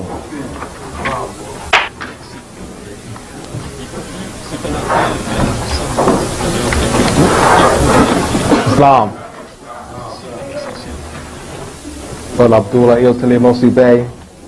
I'm going to expand on some points in the Prophet's warning, divine warning by the Prophet for all nations that Brother Taj read earlier. I'm going to elaborate on more. So I'm going to read some excerpts and relate them so you return back to the centerfold.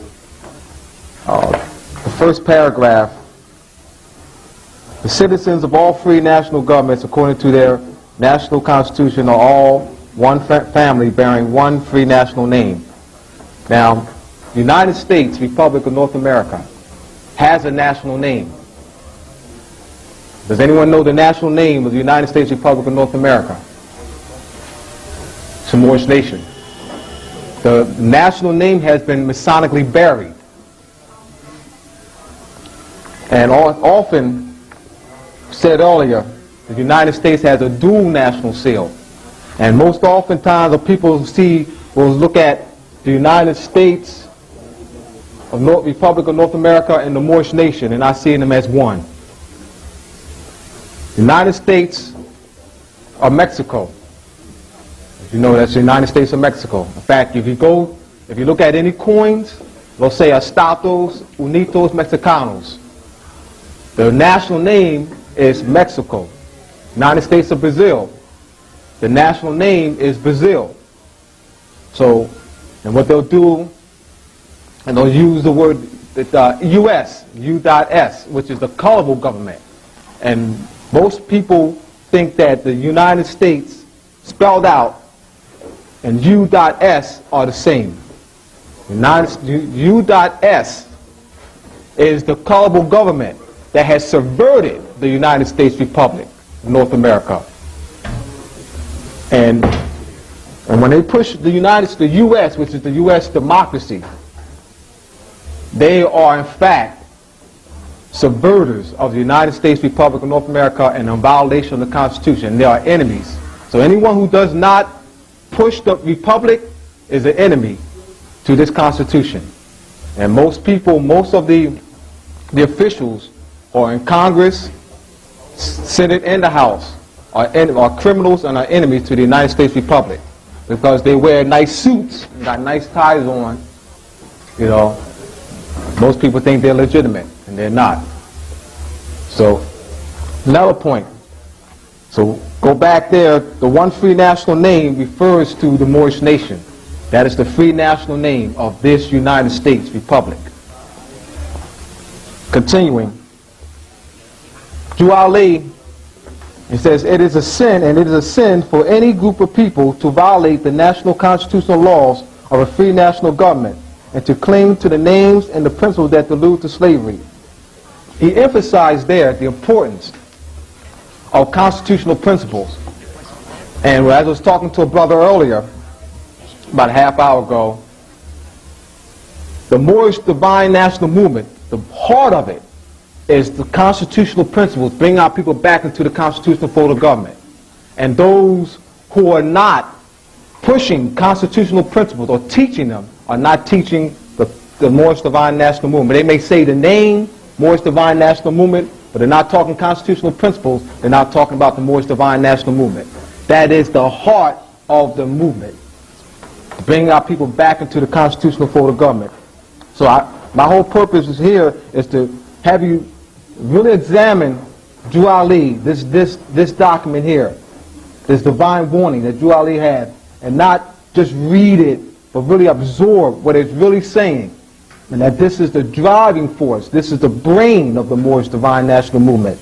And to not push this is to not to push the Moorish Divine National Movement. Continuing. I, the prophet, was prepared by great God of Allah to warn my people to repent from their sinful ways. You all know what the sinful ways is, the violating constitutional laws. And Duali on the cover, on the front cover of the Holy Quran says, to free my people from their sinful ways. And we already know what the sinful ways is, being outside the constitutional fold of government. So C.M. Bey was very instrumental in following Duali's instructions. He understood that the plebiscite and the divine side of the movement was actually becoming silent. And C.M. Bey actually pushed the national side by continuing to spread the plebiscite and teaching our people constitutional principles. And then you see C.M. Bey's his Clocks of Destiny, he's holding up Bible, and he has the compass and squares, has astronomy, and he emphasizes constitutional principles. C.M. Bey was, in doing that, he was expanding the Moorish Divine National Movement. And it's not seeing that. It looks at that C.M. Bey was doing something totally different. C.M. Bey was expanding the Moorish Divine National Movement. Continuing.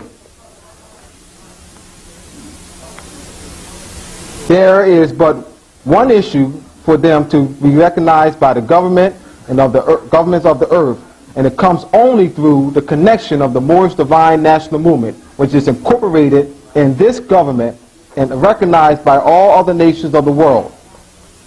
So the question is, how does one connect himself or herself to the Moorish Divine National Movement? And this is where the process of nationalization comes in.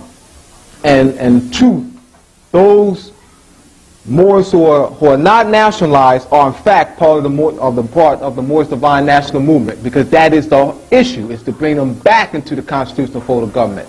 So when we look at Moors, we're looking at those who are conscious of who they are and active, and those who are not active and conscious. All right? But they're all Moors, which we already know. Now, Drew Ali named the Moorish movement the Divine National Movement. And that's very important to understand the relationship between the divine and civil law.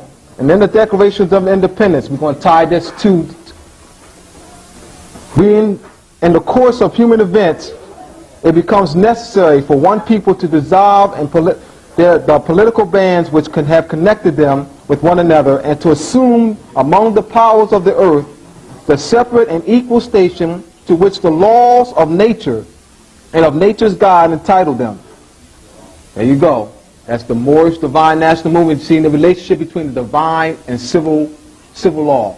I mean, that relationship is ancient. Civil law is rooted in divine law. And I was having a discussion with one of my co-workers about 2 days ago. And he deals with metaphysical principles of cause and effect, gender, duality. But what he did not recognize is that civil laws were rooted in divine law, and had to explain to him, because he was disconnecting himself from the Constitution. He said he didn't want to do anything to do with, politics, and, I just want to deal with myself, and I just want to deal with the divine principles.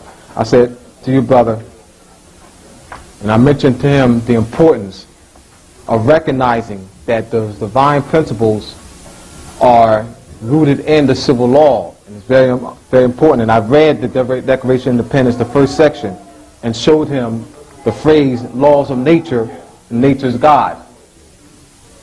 And so he started to understand that. And I mentioned to him that, gave him an example. You and I are talking right now.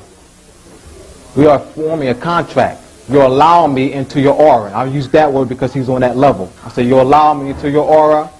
I'm allowing you into my aura. All right? By my free will. And you allow me into your aura by your free will. That's a contract. So now let's expand that on a larger level. To deal with a larger body of people. That's what the Constitution is. So when I broke it down that way to him, he began to recognize the relationship between the divine and civil, whereas before he didn't want to have nothing to do with it. All right? So that's very important to understand, because you may have some people who are on the metaphysical level, but disconnect the civil side. Continuing.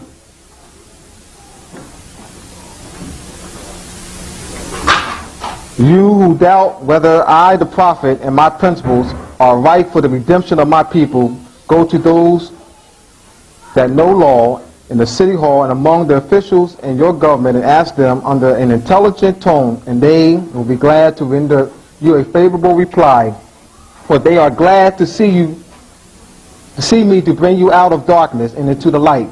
Money doesn't make the man. It is free national standards and power that makes a man and nation. Now, the wealth of all national governments, gold and silver and commerce, belong to the citizens alone, and without your national citizenship, by name and principle. By name and principle. So that goes back to nationality. And Drew Ali mentions that here and pushes that. And going back to the national name of the United States being the Moorish nation. Continuing, I love my people, and I desire their unity and mind back to their own free national and divine standard, because day by day they have been violating the national and constitutional laws of their government by clinging to names and principles that are unconstitutional. All right. Now, constitutional principles are fundamental and very important. And one thing that had not been taught in the Moorish Science temples is constitutional principles. The Moorish Divine Constitution, Divine and National Constitution bylaws of the Moorish Science Temple of America states the phrase part and partial, which is in Act 4 and also in Act 7.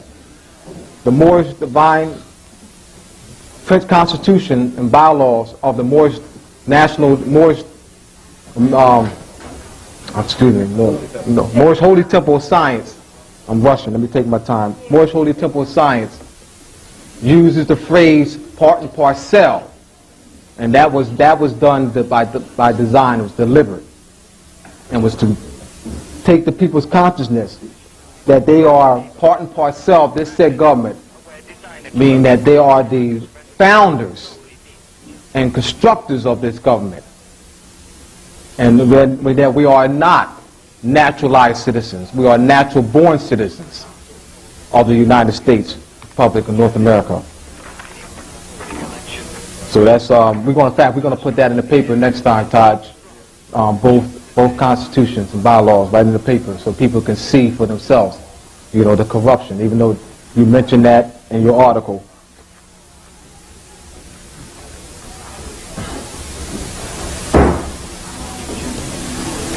What I'm trying to do is not repeat what you said. I'm going over some things that you've said, and that's what I'm trying to expand on. Because actually, you touch a lot of parts of my lesson. All right. So we hold these truths to be self-evident that all men are created equal. This is in the section of the Declaration of Independence. We hold these truths to be self-evident that all men are created equal, that they are endowed by their Creator with certain unalienable rights, that among these are life, liberty, and pursuit of happiness. And Noble Ali said, "Come all ye Asiatics of North America and hear the truth about the nationality and birthright. Birthrights and inalienable rights are synonymous." Joe Ali understood these principles. And he also, as I said before, the Moorish Divine National Movement is for the Europeans as well. And that's to force the Constitution, which has not been enforced. And as you said, Todd said earlier, you have a culpable government that is ruling, and that is called the U.S., and not to be confused with the United States spelled out. So understand, I was speaking to a brother earlier about the distinction and making it very clear. Because one of the comments was that the United States spelled out is colorable, and that is the United States. That is the de jure government. That is not colorable. The U.S. U.S. is colorable. And what I do oftentimes, what you'll see on the applications, is U.S. citizen.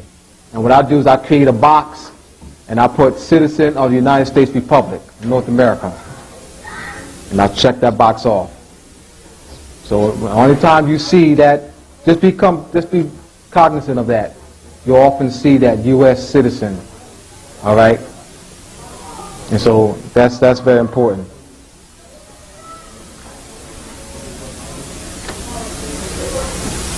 Explaining, I'm going to break this down a little bit. On the questionnaire, Joe Ali has a woman, and humanity is written on her womb. And this symbolizes our economic lifeline. The Moorish fez symbolizes our nativity, our Moorish nativity. The womb of woman, the navel, the umbilical cord, the placenta, 360 strings, 3 plus 6 plus 0, it's 9. 9 convict moons that it took this form to manifest in my mother's womb. I am Mason because I am a son of a mother. I am Muslim because I am manifest man, muscles, tissues, and bones. Manifest in the womb of woman in 9 months, Muslim. All right? So we make it very clear that any man born of a woman is a Mason.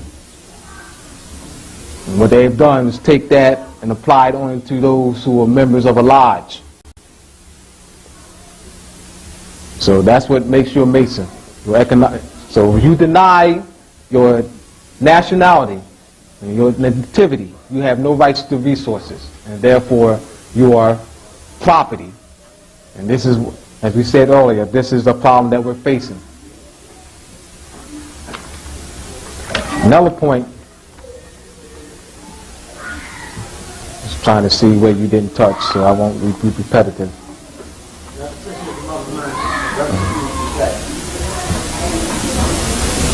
The 14th and 15th Amendments,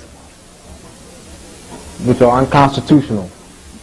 And I said we are part and parcel of their separate government. We are natural born citizens. And News Raleigh said that there's no need for 14th, 15th Amendment. And he mentioned here, and at the time, 1865, that the free national constitutional law that was in force since 1774 declared all men equal and free. That's a sodomy.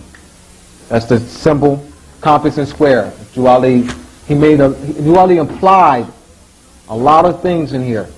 So what I'm doing is trying to bring them out.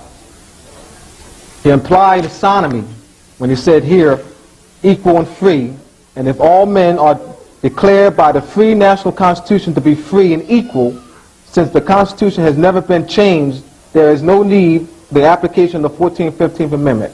That's the sodomy, which means iso, which is a Greek word which means equal, nom, which means law, equal rights, equal justice in a social society for all men. That's a sodomy. Judicial was a lawman. He was bringing us back into the law. And by bringing us back into the law, we're going to be commanding that the Europeans be brought back into the law. But however, we're not in the law. It's like, do you know offsetting penalty? Offsetting penalty in football is when an offensive player and defensive player commits a foul on the same play. That penalty is offsetting. So we're outside the law. We can't command the Europeans to be into the law. We must be into the law. All right? And this is what Judicial was doing, bringing us back into the law. And by being active all over the country, we are forcing the plebiscite, where we're strengthened.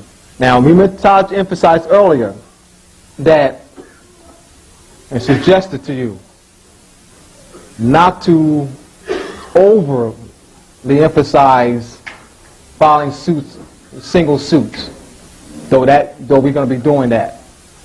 Why? Because as an individual, the sovereignty is weak, but as the collective, that's where the strength is. And if you're talking constitutional principles, you're talking the national sovereignty. You're not talking the individual sovereignty, you're talking the collective sovereignty, the collective agreement, the common law of the people. So Judicial was emphasizing the national sovereignty when he mentioned constitutional principles over and over and over again, all throughout this document. And this is said before, this is the heart of the movement. To not talk constitutional principles, you're not talking the Moorish national divine movement. You may be saying the word, but you're not talking it. All right? So, to bring our people back to the constitutional fold of government is the purpose of the Moorish divine national movement. So, when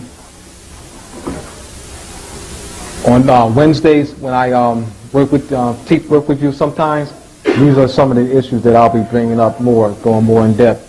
All right, and tying this relationship and letting people know what is the Moorish National Divine Movement. And that is the Constitution, talking of constitutional principles, letting them know that it is a divine document. All right, so this is, anybody has any questions? We'll be filling questions now. I know one of the things, Taj, is that people who've called me, wanted you to discuss specifically how to file suits. I think that was one of the impressions that they had, yes, you know, when they came here. Yes. But I understand where you're going when you were talking fundamental principles, because without these fundamental principles, there's no way that they can have the knowledge of, yes, filing suits. All right, so can you briefly, give a synopsis of, filing suits? You're going to follow in a district court. Reason not, you deal with your general state courts, etc., they're callable. Fact of the matter is all the courts are callable now. But what you want to do, you want to file the suits mainly to start that paper trail, because it's an indicator to the world, not only to those in this said government, but in the world, that you're making effort to make the claim. One of the reasons that weakens us in our issues of regress is that most claims that are made by our people are made in the black codes. They either call themselves blacks, Negroes, colors, etc. It has no real power at law. They'll go through the motions with you because that's not a human being. It doesn't exist. There's no constitution that backs such people. It's a fiction. That's a fiction made up by the European nations to distinguish, like say for instance, like if you have two people standing here, say they're from Misraim, we call Egypt.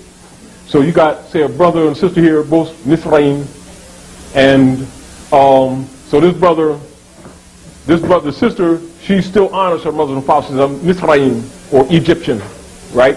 There's a constitution that backs her up, recognized by the rest of the civilized world, and therefore automatically comes into both national and international law and protections. This brother over here, he's Misraim, but he comes dealing with us. He associates with us, so in order to win our favor, he starts calling himself black too, because he's relating to our bloodline. You understand? Not understanding that that's not relative, because he thinks that black is relative to a pedigree, is relative to a classification, a code system that was created in 1779 to classify both uncivilized people and people that are outside of government or national governmental principles, who are usually what you call indentured servants or slaves that have not their mothers and their fathers' names, nor their mothers and fathers' inheritance. So therefore there's no law that backs them up, because they're a property, they're a thing that's movable, it's called chattel.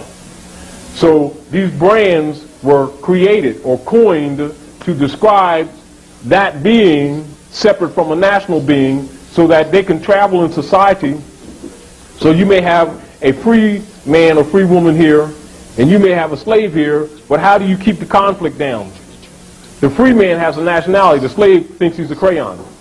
Very simple. Are we understanding? Are we following? And see, so it doesn't ring a bell, or it doesn't create an alarm.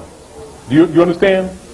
So it's like, say, so a free being, a free national being would come under constitutional law protections and international law protections, whereas a colored person, Negro, would come under programs that would be issued to them under privilege from the citizens for what you call temporary recognitions. You understand what I'm saying? It'd be called civil rights issues, which would come under the 13th, 14th Amendment, which is a fraud, which makes them automatically corporate property. And so their children, offspring, are all corporate property. Duali set in motion already those procedures for you to get back to your nationality by claiming them for the public record. That's called nationalization. Ultimately, we're going to have to nationalize this nation anyway in order to save it, but that's another issue. Brother Raheem was talking on those issues earlier. Go, brother. Islam family. Thank yourself and your son for all that knowledge you've been kicking from the round table, and it's stuck with me this year. I'm for about a year and stuff, and I feel the spirit of the holy breath, and I'm high up on the square, and I feel good. Now, I learned a lot from them degrees that was given up at the round table. I don't talk that much, but I'm a Mason of high degrees before I learned about them degrees. Now, with the 101s and the Masonic doctrine, they tie in all together, because with the Masonic doctrine talks about is how the three ruffians, Jubilo, and Jubilum, slayed the master builder, which was of King Solomon's temple, which is Grand Master Al-Mabith. And the Moors are what they did to Grandmaster Harmon Booth, they took and buried him in a shallow grave in the west. And the Moors are the masters builders of civilization. They did that to the Moors and gave them the name Negro, Black, Coward, and Ethiopian. And they're buried in the shallow grave of the west. I just want to thank y'all again because that knowledge is powerful. But the Circle 7 says the advantage of good things lie not in possession but in knowing how to use them. So we must set our souls on fire with love and holy zeal one another, knowing that we've been through a great affliction here in the wilderness of North America because a lot of our people is Christianized. They joined the Episcopalian, Pentecostal, Presbyterians of the British Army. So we got to go there and pull them back. When, like in the Masons, you grab your hand and shake the hand, right? We got to go back and bring them to light. Pull them up out the grave. Let me throw something out there for that point, because a lot of people don't understand what religion is. Particularly like if you try to pull a brother out of the grave because he's been what they call Christianized, Right. they feel threatened because they think Yeshua, or who they call Jesus, was a Christian. Right. But I'm going to read again. Remember what I mentioned to you, how the Europeans take pride in saying if you want to hide something from a nigger, just put it in a book. Well, let's go again, and this will also assist you when you're helping to raise some of our people, and they get very sensitive because they think you're attacking their religion, or they think you're doing something quote unquote against God because you're telling them to get out from it. Right. This is key.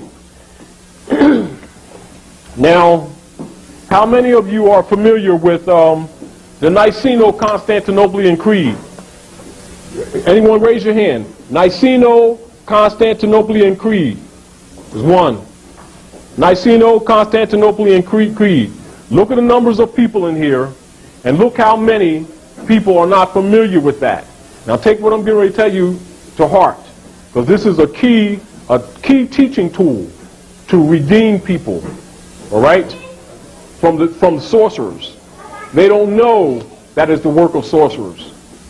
This work is to counter the sorcerers, but you must know it in order to counter it, all right? How many people over here have ever been to a church? Most of us have. We're quite familiar with it because we've been pretty much dominated, all right? Now let's go to, the European is so proud of himself, and I don't blame him because he is the Negro God. So let's go into ordinary dictionary with the synopsis. And you know what a synopsis is? A brief, right? So they will give you information in a brief that's indisputable, yet the people who have become believers and followers will dispute you. So let me go to their own literature. All right? Now I'm going to read this out and use this in the future. How many of you are familiar with Nicaea? Now I'm going to read this. This is in an ordinary dictionary, and this is a brief. Listen carefully. Nicene Creed, a Christian confession of faith, adopted against the Arian heresy by the First Council of Nicaea, AD 325. What does that mean? 325 years after the assassination of Yeshua, who they branded Jesus during this council. Because his name wasn't Jesus, it was Yeshua ben Yosef. A similar creed later attributed to the Council of Constantinople, AD 381, and accepted by the Greek Church, also called Constantinopolitan and Niceno-Constantinopolitan Creed, a modification of this containing a clause referring to the Holy Spirit, adopted by the Council of Toledo, AD 589, and accepted by the Anglican, Roman Catholic, and various Protestant churches. That is the foundation of what is known today as the Christian Creed. That's the foot of it. That's the rock of it. That's the foundation of it. How many people call themselves Christian don't even know the foundation upon which it is built? They're going to tell you about Jesus. So don't argue with them. Give them their own record. that is not their own, that they have adopted from the Romans who murdered him. Do you understand where I'm coming from? In other words, they worship the murderers of the Nazarene and then claim to love the Nazarene. And the Nazarene brought the zodiac and the fish.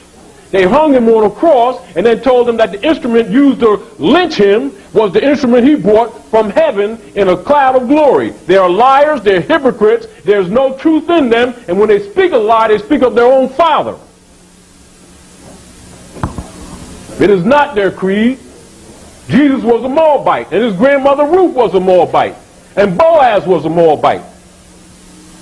So what can you be but Moabite? More. So use it.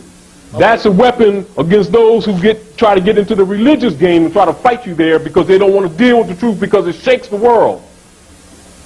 They don't have a foundation. It's a lie. Doesn't mean that there's no good in it. Don't misunderstand that. And it's not an attack on them. It means that if you're going to claim something, know what you're claiming. And so if I claim to be Christian, I should know the Nicene Creed. And if you don't know it, you don't know nothing about it.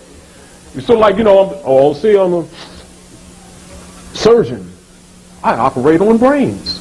You notice I have the sign out here. Come on in. And then you come, they drag you out the back door walking like this.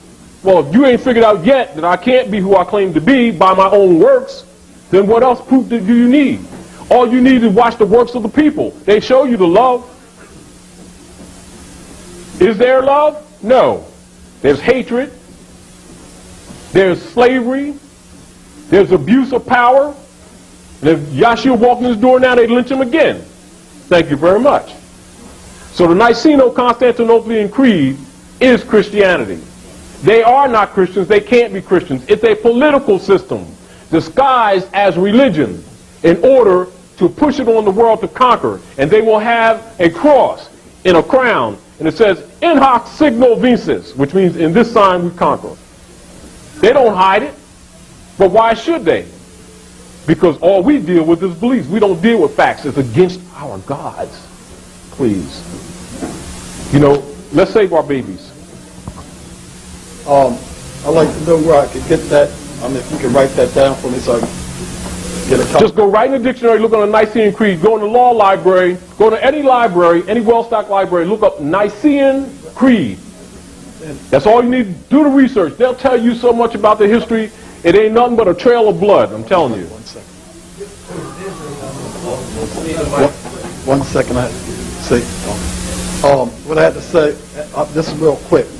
What you're saying about people, getting in conversation with them. Yeah. Don't argue with them. I've groomed myself where I don't even deal with them.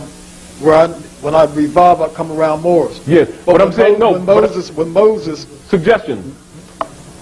We don't ever want to get into the thing where Moors, Great Seal Moors, Moors who deal with the law, don't deal with we's and them's in that context that's often used. Right. We're just as friendly to Europeans as we are to Asiatics. There's a lot of Europeans that's doing more to help fix this thing than a lot of Asiatics.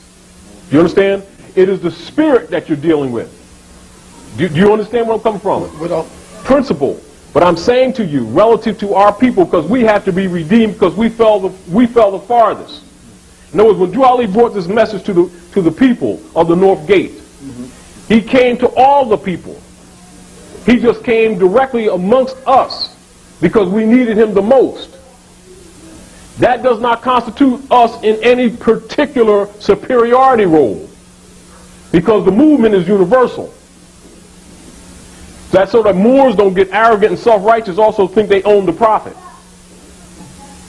You understand? Just because he's Moorish American. He came to the people. The Europeans are Muslim sons. When you go in Washington and you see the Knights of Columbus with our feathers on, Islam, that's why I did this article, excerpt from before. This was really directed to a lot of so-called Muslims, truthfully, to be honest with you. As well as to the Europeans, let them know that we know what's up. We ain't out to lunch, and we're not spooked up. That they have an obligation to uphold the law, and we are the law. This is for Moors who have the misconcept that think this is some little pocket thing that is just us, because you see just a few people that are active think that the world ain't aware of what's going on. It's just that most of the people are asleep. Many of them are asleep willingly. Do you understand? But your public suit is your activity. When the repression of your rights are affected by the corporate entities faking as government, then you do the process suit. However, it must be in propria persona. Keys. I'm going to drop this at you, but remember the Nicene Council. And that knocks all dispute out of the way. All right? That's N-I-C-E-N-E. And it's also spelled Nicaea with the E-A. And the council. And although they had about 7 councils, there's 2 major councils that they make reference to in history. Ecclesiastically, historically, lawfully, canon law, etc. And that is the 325 and usually the 381. These are the 2 principles. This is when they composed up the creed that you know today as Christianity. Do you understand? Now what they did during that period of time is they was altering the documents and the scripts that they robbed from Luxor. That's the great Moabite library on the north coast of Tamari that they call in Egypt right now, or Alexandria, that they named after Alexander the Great, who was also fighting the Moors. You understand? So Alexandria in Misraim, that you call Egypt now, of the ancient Moabite kingdom or empires, because it spanned the seas, is Luxor. The world's greatest library was situated there. Not just there, but also here in Toledo, in Ohio, here on this side. And they burned them. And they have a rule in government and in the church, and it's called Indexus Prohibitorum. As a matter of fact, that's even in the dictionary. You want to hear what it says? Now look at this. I'm showing you again how an ordinary unabridged dictionary can educate you. But the only thing that blocks you is our emotions, our beliefs, our deication, where we don't want to deal with reality. All right? Now remember that. Now this is Indexus Prohibitorum. These are fundamental things that you must understand, because when you walk into those courtrooms, don't think that it's not used, because the judges are in the concept of this information. This is not what's proceeding across the floor, but he is in the mental concept of it. When he puts on that robe, that cloak, you know what that cloak represents? Huh? It represents the authority of the sovereign. It represents the cloak of the Moors, the Abba. Just like when you put your bolero on, your boleros and your vest and your cloak and your Moorish costume, that's what it represents, the authority. Same thing with the cloaks they put in the church when they sing gospel songs.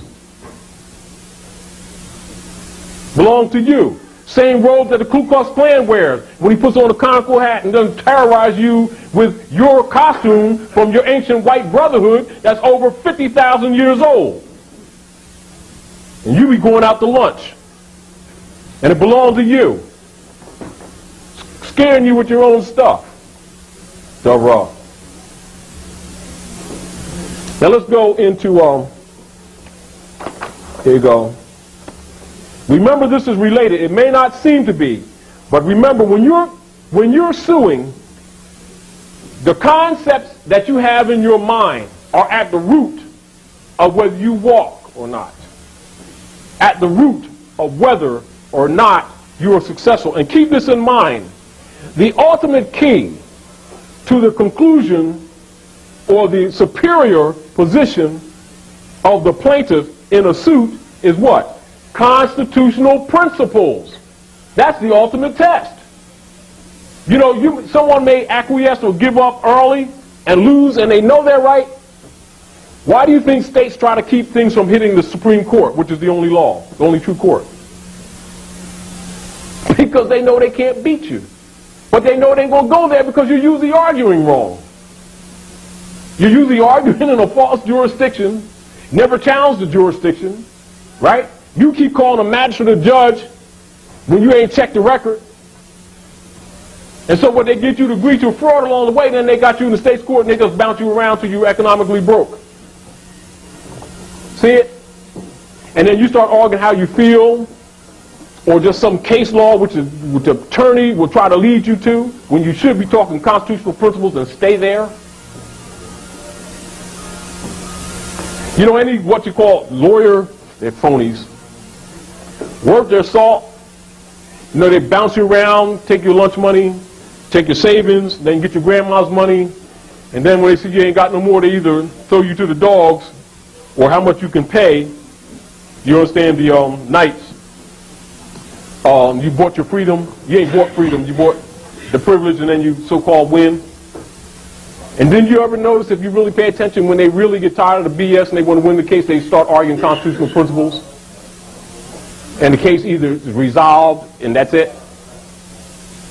Why don't they go there in the first place? Because they can't make money off you. Because you don't need them. You should have went there yourself. Because the Constitution is for all free national beings. But in order to use it, you must be in propria persona juris. Most of us are not. Have we been? Most of us have been color people. Right? Huh? I'm right wrong. Huh? So we're already wrong, so we don't even have the power to challenge the jurisdiction of the magistrate who's fraudulently telling you that he's a judge. When he told you he's a judge, the first thing you should ask in a writ in the nature of discovery, because they're accusing you of something, was in that list was a DOAO, Delegation of Authority Order, where he derived his authority and what principle does he operate for. And when they start talking about get a lawyer, Bar Association asks him, is he practicing law from the benches? Is he soliciting for a private corporation, or is he upholding the Constitution upon which he took his oath? Because I got a copy right here that says that's your first obligation. You tell me your obligation to the Bar Association, a private corporation? Is that in the Constitution? Watch him get mad and get green. And if a lawyer come up to you talking about what he's going to represent you, if he don't come with the Constitution of both the state and the federal, he ain't representing you, he's representing the court. Conflict of interest. Judge. Remember the Bar Association of England with a branch in the United States of America? Officer of the court, right? Prosecutor. Remember the Bar Association of England, branch in the United States, etc. Officer of the court. The judge, and them PDs that they keep putting on you, attorneys, etc., esquire. Remember the Bar Association, officer of the court. Does anyone here know what this phrase, conflict of interest, is? Do you recognize that that's a conflict of interest? It means that's a boys' network. They got a network going on when you walk in there. If you don't know anything about your nationality and your birthright, you can't get to the constitutional law because they just barred you from it, and you didn't do what? You didn't what? What did you didn't do? You didn't reserve your rights. And you didn't declare from the door, did you? No. And you didn't object, did you? No. So you proceed, you're in the jurisdiction, aren't you? And when you're in the jurisdiction, they're also considered that they already have leave. Am I correct? Black's Law Dictionary. Black's Law Dictionary. Show you something else. And keep this in mind, because this is vital in your concepts, because this is how you're going to structure your suits.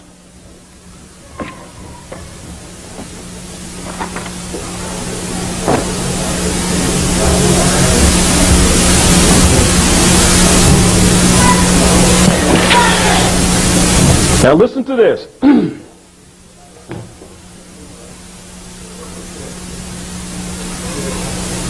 In propria persona. Now this is Henry C. Black Law Dictionary, 3rd edition, and you know, those of you know who study, the 3rd edition and the 4th edition is the killers. So it's going to be hard for you to find them. If you can get them, fine. You know, you can get the 5th, 6th, and all that stuff all day long in the bookstores. And you know, if you go on the internet trying to get these, they want to roll you for a couple $100 or whatever. But if you can get this 3rd and the 4th edition, now the 4th one is green, I have them both. They are the killers. They got a lot of stuff in them. Educate you. Hold on. Impropria persona. Now listen to this carefully. Remember that all those who claim law, teach law, learn law, processes, all right, remember, law ain't what you think it is. The issue or the science is jurisprudence. And jurisprudence is that science which treats positive law. Outside of that, they're throwing in negative law. Catch it? That's why they just say law. And you start thinking that that means right. It don't. That means rule or policy. Do you understand what I'm saying? So you better stay in positive law, and the constitutional principle is what keeps you in positive law. So you must think on those principles. That's why Drew Ali said to you, he says, go back to that state of mind of your ancient mothers and fathers and their divine and national principles, and come back into the constitutional fold, because outside of this, you're outside of it. They can do any kind of crap to you. You don't have no means to put them in check, because the thing that puts them in check is that Constitution. That's what a DOAO is. A DOAO is a delegation of authority order that's given to, all right, you're judge guy. You're a judge guy of the state of Pearl of Africa right now, corporation, right? So guess what he has, and what you have a right to demand. I say I'm Judge Bolshitsky Dorf or somebody. Oh, no problem. I like to see your delegation of authority order, because that's the only thing that makes him legitimate. If you don't ask for it, you just waive it. He could be the janitor at Dobbins High School. Dobbins, he can be a Big Mac guy. This is a weekend thing. And he's also another township. And the clerk of the township. Calling himself judge. And you've never questioned him. What he's telling you, got a license, got some insurance with my boy over there. Well, I had another job, and and my mom, I had to get some food, and you're all scared and stuff, and you should straighten him right up. Oh, you see this writ in the nature of discovery? Since I'm in court, I already had it prepared. And then y'all got your copy. Get the clerk, give the man over there. And give him his, and the delegation of authority means, where's his license? Because that's the license from the people. And without it, he ain't who he say he is. But if you don't ask, he can be McDonald's cousin. He needs some money for the Poconos, and you're it. And that's what they've been doing to Negroes, blacks, and colors, because they don't know nothing about nationality and birthright, and they ain't interested. And so they keep giving up their rights, but they'll turn around and fund ANACP established by Jews who were protecting their stock. Do you understand where it comes from? It's not even like we don't have the finance to fund what's for us. We don't know priorities. We don't know what represents the de jure law and what represents color law, because we haven't studied the fundamentals of civilization. Your mothers and fathers were the founders of civilization. Study the principles. You know, we call in the history, we talk about, yeah, man, black man, he had the Songhai kingdom and empire, and then we did like, no, you can't make black retroactive, because they weren't black people. They were civilized beings. Black is a modern tag for civilized people who fell to slavery and lost their birthright. Don't confuse the two. Don't make the lie retroactive, because as soon as you do it, they already got you in law. They ain't going to argue with you. They already know you got black man that's over here with Freddie Jones. And you say, yeah. Well, you already know he got you. You're in the jurisdiction whether you claim to be or not, because you're claiming a name that's not yours. You haven't what? Objected. Are correct? So what does it say here in propria persona, in one's own proper person? Dwally expressed to you all, be yourself, didn't he? Huh? Now let's look at this. In propria persona, that's a Latin legal term, and I want to get here because I want to have y'all see this while I'm reading this. In propria persona, in one's own proper person, it is a rule in pleading that pleas to the jurisdiction of the court must be, what the word must mean? It didn't say may, does it?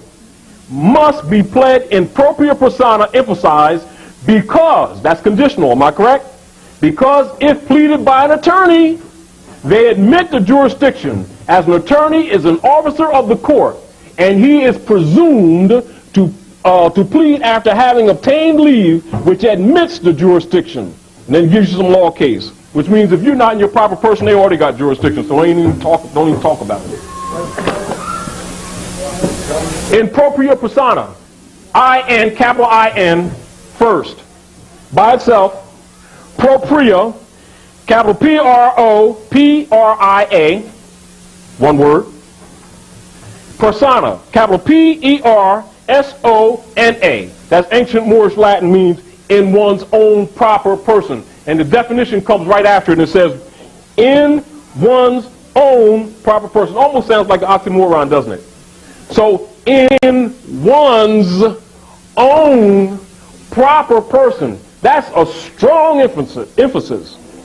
That means you must actually and factually, for the public record, for the civilization, honor your mothers and fathers, because if you don't, the court already has jurisdiction over you. You're automatically a ward of court, and they already have leaves. It's no argument. You have no argument. That's why the judge tell you, my dog didn't eat lunch this morning. Shut up! Sit down! Take that hat off! And all that stuff. You tell them, I want your DOL. Now listen to me on this. In any issue that someone makes claim against you in the court, whether they tickets or not, delegation of authority order is vital. Writs means written documents. In the nature of discovery is your right before they can proceed. Do you understand? And any claims against you. Commanded in writing of the court and the persons. Delegation of authority order is one of the issues that you're going to talk about. I'm going to do some things in the paper later on that will give you pretty much a breakdown or an example of it. So we don't have to go too much into it right now. You'll get it, in the future. Or we'll put it in the civil letter to give you some idea of the structure and how you would present it. Now, a writ in the nature of discovery means like if I say, well, brother, I went to the bathroom, and Article 1, Section 3-501, Fartville jurisdiction says that after 6 o'clock you can't go to the bathroom. There's a fine for that. $5.50 and your lunch money for next week. Oh, man! I gotta get another job. And what you should be asking, all right, where's the indictment paper? Without that, I can't proceed. And you have a right to demand it and possess it. Then, where's the jury of my own national peers? You have a right to that. Unless you waive it by not challenging it. And you put it right and say it ties the court up. But don't get caught up in the trick of trying to introduce this during court session, because they'll block it. You never present documents during a court proceeding. Let the documents precede you. All right? Are we with it? Everybody? Just even with tickets. If you use some of these methods, you're going to find some of the stuff starting to disappear. All right? They're not going to tell you this. I'm telling you this. See, because they've made a whole middle class off the social problems that they've created on you. They live off of your virtues. This is one of the methods on how they do it. And I'm telling you, the appropriate persona is one of the keys of the state of mind you must be in. Don't talk suits if you're not in this state of mind, unless you're ready to give him all your lunch money and your grandma's inheritance and everything. All right? What do you mean by let the documents proceed? All right, like say if there's an issue before the court, and say we call you to court, this court, and we call you to court. Don't come to court before something hits this court first. In other words, paperwork with the county, not just with that court, with the county. Hear me? Because the county is the law, not the city. You remember that, you all? all serious documents, etc., in the county. All right? The land. All right? And this is the other thing that everybody should be aware of. You know your little townships and cities and stuff like that? They do not operate off constitutional law. They operate off charters. So which means they can use that to bypass their constitutional obligations if you don't object, which they have been doing. Islam. Everybody needs a mic. Why you need a mic so you can get on the... See, because the county, the county is the public record. The public record. The little townships and everything is corporate record. What they have done in order to maintain slavery is that people who have acquired seats of power or authority in government, which is the supreme law, Constitution, have sold their DOAO outside of your knowledge to private interest and foreign interest in order to slave you so that you won't come and take them out, knowing that slavery still exists, because they fooled you into thinking that slavery ended in the Union State Society. So they use the authority of the United States, the power of the sovereignty, to enforce private law, which they're in violation, which is a felony. They don't operate by constitutional law, they operate by policies of the political parties that subverted the United States. They have a private contract with the American peoples. They don't operate for Constitution. So when you're dealing with them, you already know that. You don't argue that with them, since you know that you've got to know how to proceed, meaning that you've got to understand that you're amongst wolves. You know, the average person, when they walk up there, they're not looking at that judge, that prosecutor, and the lawyer that they hired with their grandmom's money as partners. They're looking at this guy going to protect you from some claim. They're partners. They're in the mission to rob you. They're in the mission to subvert the Constitution. They're in the mission to bar, B-A-R, the Constitution. Because if the Constitution was in place, you wouldn't need him. And the judge's obligation is to do what? To enforce the law. And when he sees a tort or violation against the people, it is his duty to call the immediate police or even the military police, if necessary, to protect the citizens. When your rights are being violated. See how quick they enforce colorable law. If you get a ticket out there, if you parked out there a meter, see how quick they, with all the mechanisms go into a force to get that little coins for you for that colorable ticket. They're supposed to act on the same way when you're violated, without you having to file a suit. That's what government officials are for. But what they did, you all elected me, right? So you elected me as Bibelfetzer guy of the city. So I have delegated authority. What you all should know is that there's a limit to my authority. The DOA will describe what it is. If I do anything that I do outside of good behavior, I've already violated. There is no recompense. I'm out. You don't need to vote me out.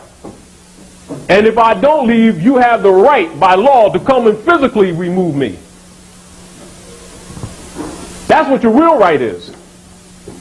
Once a public official violates the Constitution in any form or matter, there is no regress. There's no I'm sorry. He's out or dead. Do you understand? See why they don't want you to know law? Huh?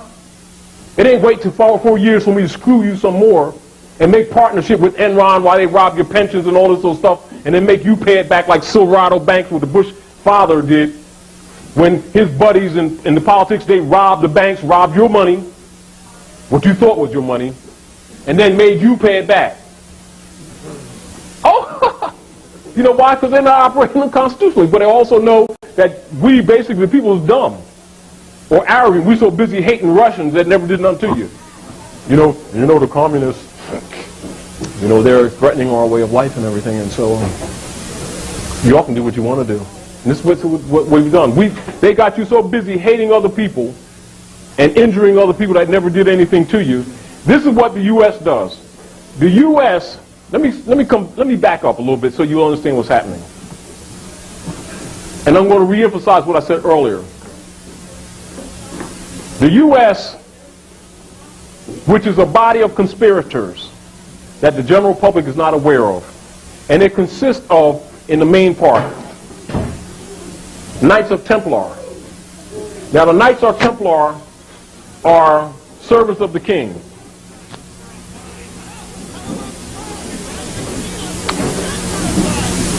And subversives of the principles of isonomy, meaning that they maintain slavery by owning the governments. Do you understand where I'm coming from?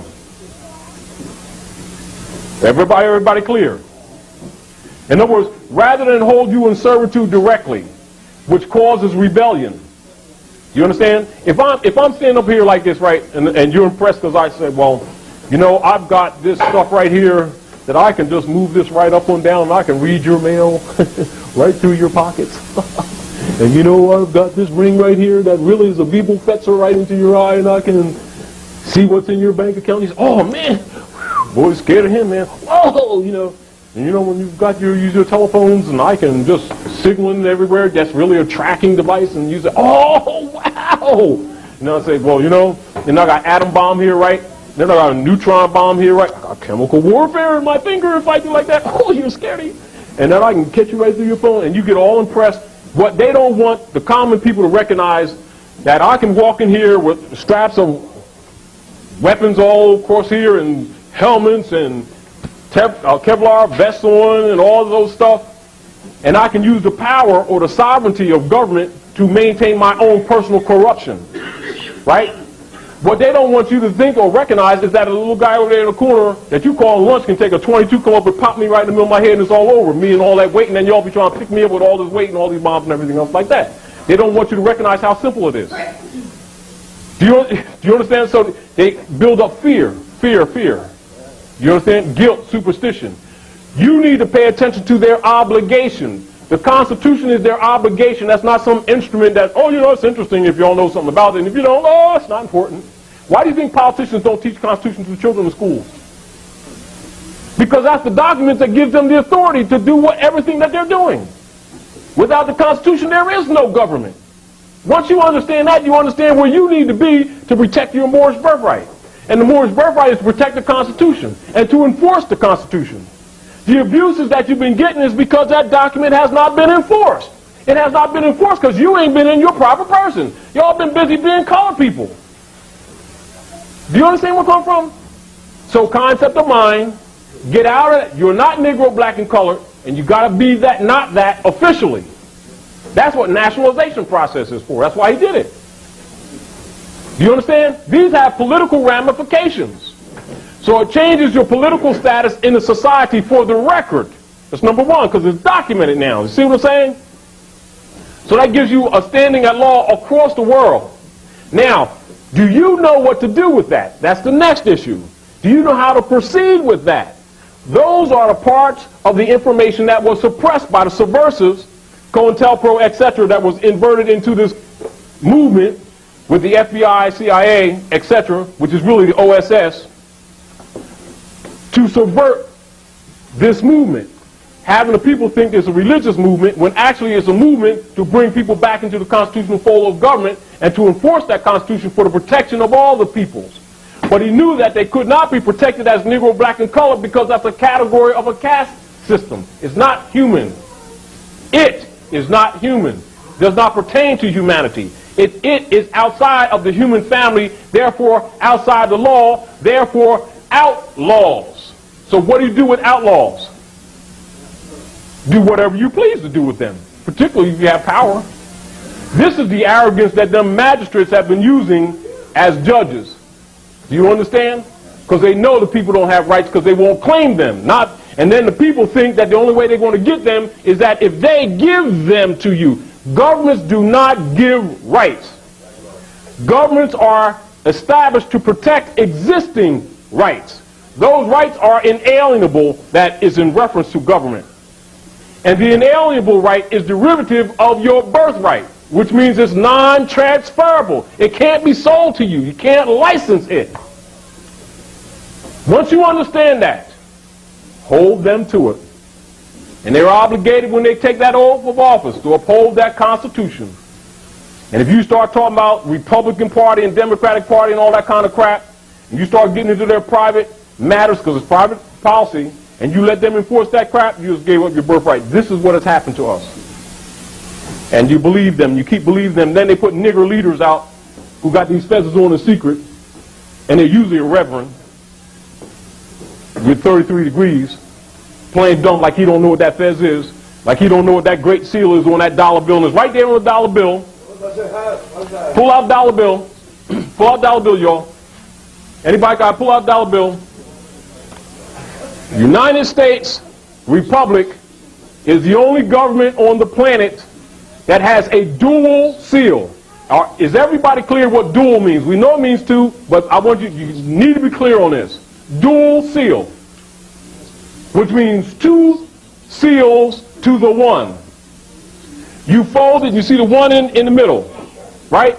You fold it, you put up to the light, you'll see there's an obverse and a reverse. And you look underneath that seal with that pyramid, and you know it's not the Vatican. But they keep telling you it's the Christian government. Jefferson told you this government was not founded on Christian principles. And how many people keep talking about Jefferson? You see what I'm trying to say? How we don't pay attention? Now you see that pyramid? Look at it. Now the sun shines from the east even unto the west. And it casts a shadow on that pyramid. And so there's a shadow on the west on that pyramid. And you see an eye on top of that pyramid. But there's a violation of physics in that die cast. And that violation of physics is that the shadow continues underneath the pyramid, which is sitting on sand, which is a violation of physics. But it's in your face, and so most people don't pay attention, so they ain't worried about you seeing it. Right?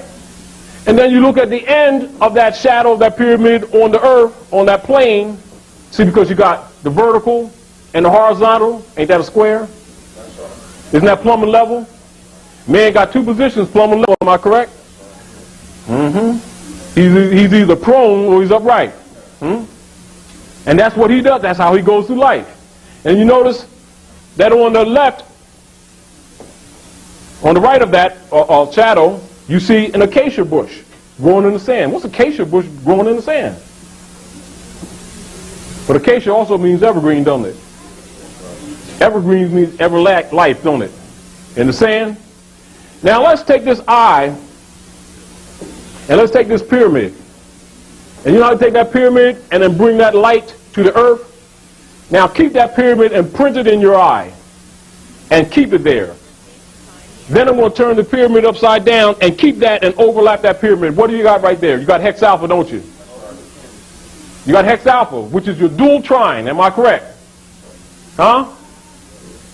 Now look over that bird's head and count them 13 stars. What symbol do those 13 stars make up? Hex alpha. And that ain't Jews. Though we Jews, that ain't what you think it is. But let's look at that shadow when we bring that light to the earth. And you look underneath it and it says the Great Seal, doesn't it? Then take that and put that in front of your face and you'll see that that shadow with the acacia bush becomes a 7 in a circle, don't it? Doesn't it? You see that shadow? Huh? It becomes a 7, don't it? The reason why it violates physics, because the message and the symbology is metaphysical. Now what you got, when you bring that light of Allah to the earth, and you harmonize and balance that dual trine, hex alpha, you now become the master of that seal. And that's the 7th seal right in your face. They handle it every day. That's how you hide it from them. And the sorcerers boast of it. Your job is to undo the sorcerer's work. The seventh seal is yours.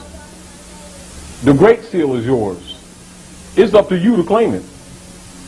That's your political platform. That's why this whole movement exists. You don't claim this lost estate? Illuminati got it.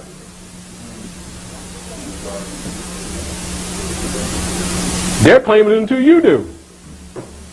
They've been living off your virtues. And they ain't sitting around worshiping those spooky gods either. They just sell them to you through your nigger leaders. Nigger leaders. They keep promoting Negro, black, and color amongst you. That's what they're paid for. But when they get their 32nd degree with the Knights of Templar and their lodges, they get a certificate saying, Assalamu alaikum. And then ritualistically, they take their holy, what they call holy name, or their Muslim name, which is really their Moorish name. And they ain't got nothing to do with religion. It has to do with supreme leadership and rulership of governance. Governmental principles. And they've been ruling you, and they got that sword over your head. Because you playing sleep games. Making a pact with them while you don't honor your own mothers and fathers. And they put it right in your face, and that's a story. You know how they say? You want to hide from niggers? Put it in their face, and you spend it every day. I tell you, whenever you spend $1 from now on, never have it face up. Snap your fingers and give them the seal. All the time.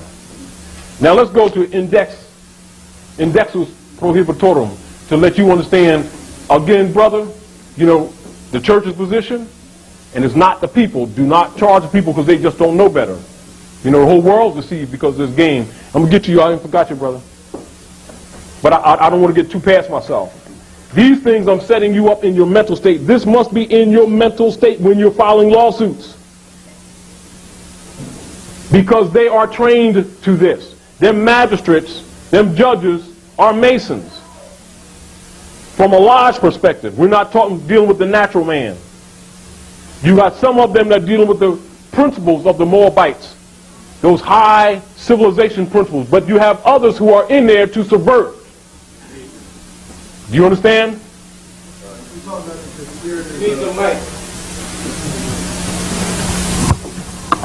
You're talking about the conspirators of government, like the Knights of Templar. Can you elaborate on that a little more? They're not. The Knights of Templar, for the most part, now use just the simple term Masons. But I must make it clear, does not mean Masons are corrupt. Mason is an institution that pretty much maintains a lot of your Moorish history. It's just coded.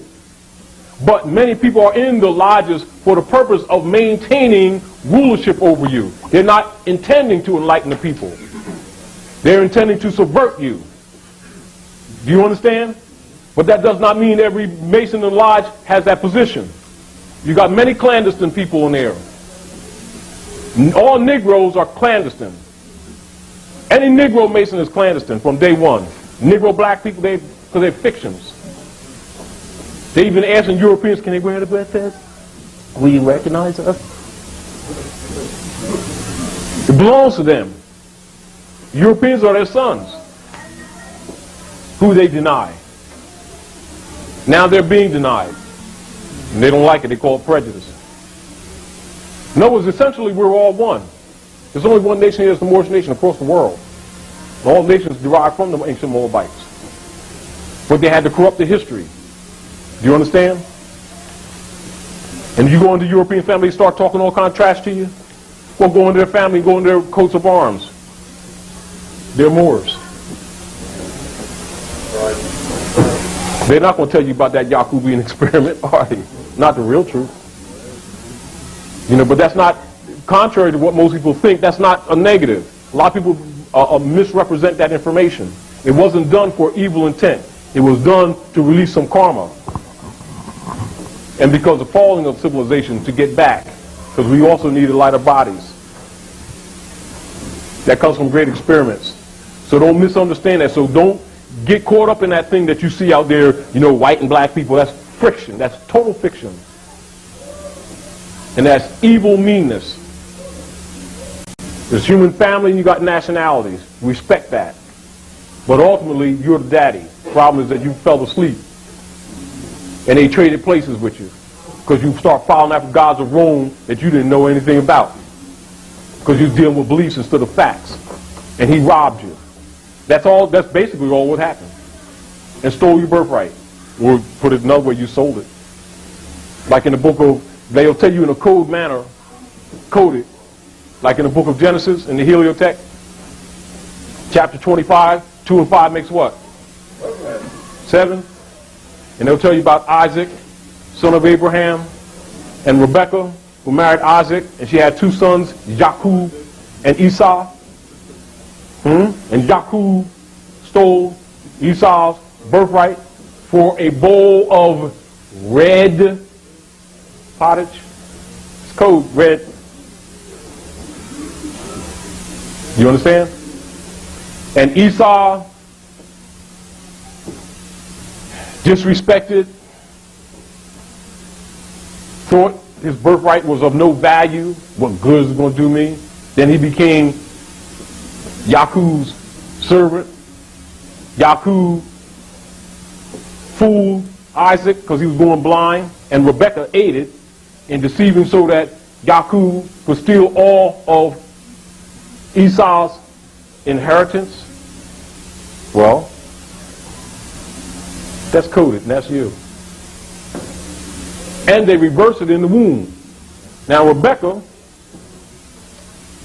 was with child, and she had 2 sons, Isaac's children, offspring of Abraham. So these are dealing with descendants of Abraham. And all the so-called religions claim they're tied to Abraham, which is really modern, truthfully. And it says, in her womb was 2 different nations, 2 different manner of people. Look at that seal again. You got dual seal, but the dual seal is one. It's a metaphysical lesson. And you're living it right now. You want your birthright back? You want your inheritance back? You better understand what's been said to you. And all of those who say they don't know, they've been told anyway. Whether they're Christians, Jews, Muslims, etc. They've all been told. And they're all going to be charged with upholding that law. And if they don't, that includes us, I guarantee you, beyond a shadow of doubt, with my last breath, you'll be sorry. And it's to a degree out of our hands in the sense that the cosmic mother is taking this battle up now. So when the prophet moved off with the message, the spirit of our ancestors took that space. And anybody don't carry it out, you're getting hooked. Really? We're going to fulfill this, or we're going to pay the consequences. The European sons are going to tell you the truth. And if they don't, they're going to fulfill the consequences. And if you don't agree to this principle, you're all going to pay the consequences. And there is no way out. I don't care who tells you anything to the contrary. What the prophet did was simply give us some keys, not some emotionalism or some belief system, but keys to get out of this mess that we got ourselves into. You know, in other words, he didn't say, well, you know, feel as though this way, or just love stuff. And no, he gave us actual keys. And he says, there's but one issue. And that is the enforcement of this Constitution, because it's divine principles. And if you don't enforce those principles, which is isonomy, which is that compass in the square, which means equal rights for everyone in the society. That's why it was set up on divine principles of nature's God and nature's law. Don't carry it out. Don't worry about what men say. Don't worry about what their customs are. Nature's going to kick your butt. You want to save yourself? You want to save this nation? enforce isonity, enforce the Constitution. And it's yours. Don't look at it as the European's document. It's yours. If you pay attention, he has been outside the law because he hasn't carried it out. And he, in order to come into the caste system that the Moors had, the Whig-o-Moor party, they called the Whigs party, Whig-o-Moor party, start calling themselves white peoples. Because they could not be free white people.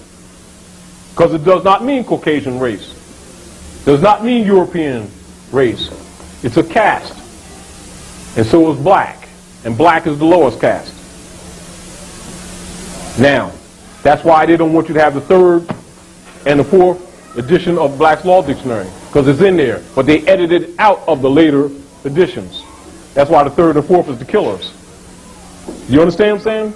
So when you're filing lawsuits, this is the body of information that must be in your mind already. It must not be a piece of information that, I heard that before.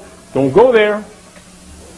It must be at the root of the source of your thinking. When you walk before Rome. When you walk before the Romans, you better be Moabite for real if you got any defense. And you got the biggest gun in the world. It's called the truth. And that's that scimitar, Abdul. If you don't use it, don't worry, they're going to take your head. You understand? This is the Goliath principle. You know what I mean? That's what it is. In the book of Daniel, we're talking about that, the monster, with legs of iron, feet of clay. That represents the corruption. So when they got that sword over your head, you take your sword and you hit them feet. It means the foundation. And the foundation, you hit them with the law. And the first law is yourself. But you cannot be the law if you don't know yourself. Keep that in mind. And before I get too far away, let me get back to what we talked about before. Indexus prohibitorum. Back in the dictionary. This is how proud they are. Because they know we all sorcered up.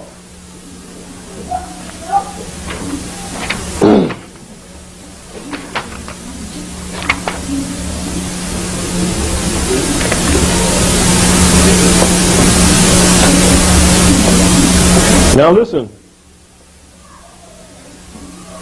Index, which you already know, is anything used to indicate, to point out, to guide as the index finger. Oh, you know that, right? Let me give it to you. Anyhow, or forefinger, the hand of a clock, a pointer, etc. Anything that manifests or denotes an index of character, an alphabetic list of matters, references, etc., as in a book. Now listen to this. Let's go back down. You've got Index Expurgatorius. Now, it's a list of interdicted books prepared by the Holy Office of the Roman Catholic Church. The Index Expurgatorius, no longer officially prepared, indicated those books which certain expurgations might be read. That means limited information. Then you got Index Librorum Prohibitorum, and that's the books which are prohibited or forbidden. In other words, what they did with the Inquisitionists, when they was burning the books, they have certain books that they put in what you call rare libraries or protected libraries. That has to do with the Moorish Empire, the rulership, etc. The rulership here. Philadelphia, where government really was before. Morocco, up near the Great Lakes. Toledo, Ohio, the triangular port from which we ruled. The pathway to Boston and to Chicago, where you ruled before they took over, and have you lunched out thinking that this was some kind of wilderness and we was Indians and all that kind of crap. You know what I mean? You know how you talk about George Washington, the guys were, stuff was rough, man, so because, like when they was fighting, man, they was poor and it was freezing and stuff, and they had rags around their feet, and, these buildings was down here at Independence Hall and everything. You notice how low them windows are? Does that sound like warm buildings to you? You ever walk down past the Independence Hall? Look at that building. You can, those window sills come like that here. You ever seen those buildings before they covered them up inside? brass rails, intricate architecture. Does that sound like a war economy to you? Huh?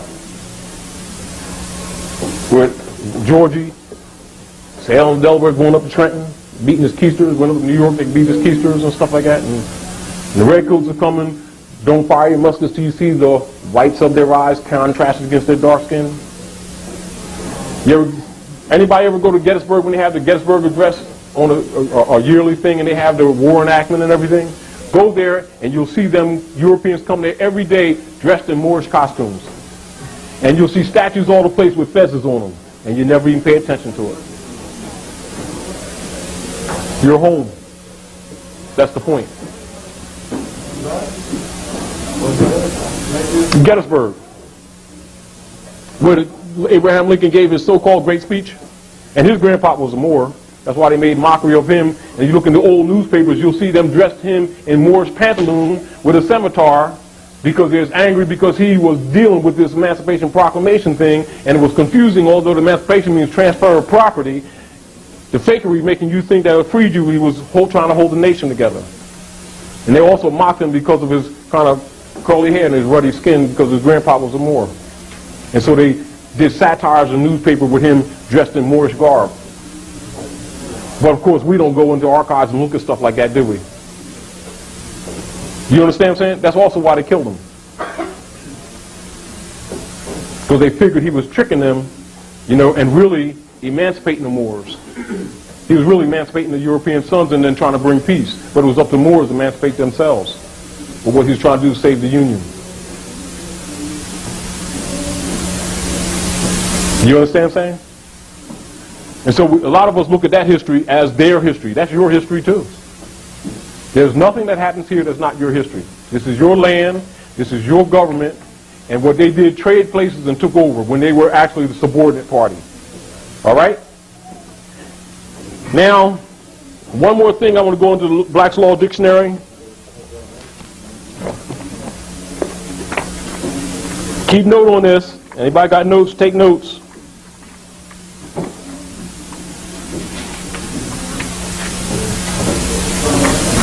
Remember, this is concept of mind. This has to do with soups because this is concept of mind of how you must be thinking. Do you understand? What must be already part of your knowledge base. Free white persons. Are we hearing?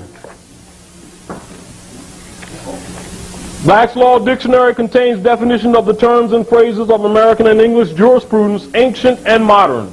Ancient and modern. Are you with me? Keep note. Free white persons. Edition 3, Black's Law Dictionary, page 817. Middle of the page, second column. Free white persons. Absorb this, absorb this, absorb this. Free white persons refer to in Naturalization Act as amended by Act July 14, 1870 has meaning naturally given to it when used in 1 Statute 103C3, meaning all persons belonging to the European races then commonly counted as white and their descendants, including such descendants in other countries to which they have immigrated. Now, that's your perception because that was the common use of the term, meaning the Albus or the Albions, which means Albus, Albion's sons, and even called parts of the land, particularly over in the Washington State area, New Albion, when we colonized them in certain areas. Now, but that is not what it means, and this is here to clarify it for you. What free white person means, it includes all European Jews more or less intermixed. This is a caste system I want you to understand. It includes all European Jews more or less intermixed with peoples of Celtic, and Celtics is Moors, in case you didn't know that. Scandinavian, Teutonic, Iberian, Moors again. Latin, Moors again, Greek, and Slavic descent. It includes Magyars, Lapps, and Finns, and the Basques and Albanians. It includes the mixed Latin, Celtic, Iberian, and Moorish inhabitants of Spain and Portugal. The mixed Greek, Latin, Phoenicians, Moors again, and North African inhabitants of Sicily, Moors again, and the mixed Slav and Tartar inhabitants of South Russia, Red Russians, Moors. It does not mean Caucasian race. Do you hear me? This is law book. It does not mean Caucasian race. It does not mean Aryan race.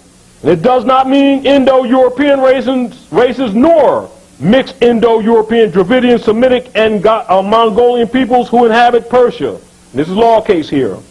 A Syrian of Asiatic birth and descent will not be entitled to become a naturalized citizen of the United States as being a free white person, ex parte Shahid, DC 205 F812 813, United States versus Cartosian, DC 6 F2D 919 921, ex parte Dow, DC 211 F4 86 487, Enray and Exong, DC 271 F23. I want you to understand that that's a caste system. So when the European says that he's white and you agree and don't contend it because you're white, you understand what you did? You just made him the ruler of the land. You dig it? That's why they call themselves white. Because white means God, God means ruler of the land. And that's law. See how unsafe it is for you to use those terms when you don't know what you're doing? Calling people black and white and all that kind of stuff. And saying you black and I'm proud of my black self. You just cursed yourself and made him God, then you're mad because he act like it. You made him God, now you're angry. Huh.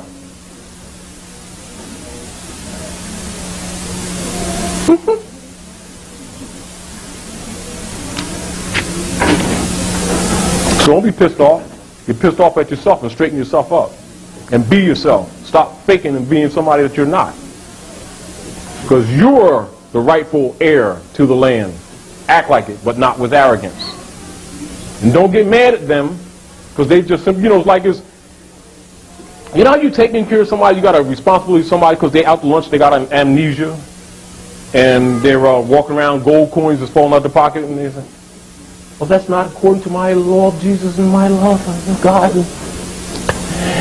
And you just keep on, the coins is falling, and then somebody, they start picking them up and stuff like that, and somebody else says, hey man, you're robbing him. And then the guy says, well, he don't want it. Why you get mad at me? Am I right? Huh? So the Moors, they want to be Africans, right? Just because Scipio Africanus, they decided he was their god. That's a Roman general who was fighting the Moors, so now they call themselves Africans and Africans Americans. That's a Roman general. That don't stop them from being Moors, it just means they was faking it then. Right? Now they call themselves Negro, Black, and Color, because Philip II of Rome, of the Roman Church, that of course they was adopting to prove they was Christians, put out a bull, which is an edict of law from the canon law saying that the Moors, this is 1511, shall be called Spaniards. They don't hide that in history. So now they call them Moorish, Latin, Spanish. And then the Moors who lost the language talking about that ain't our language. And yet all science and law that is translated or given to the people is put in Latin. And all medical stuff is put in Arabic, etc. And Aramaic.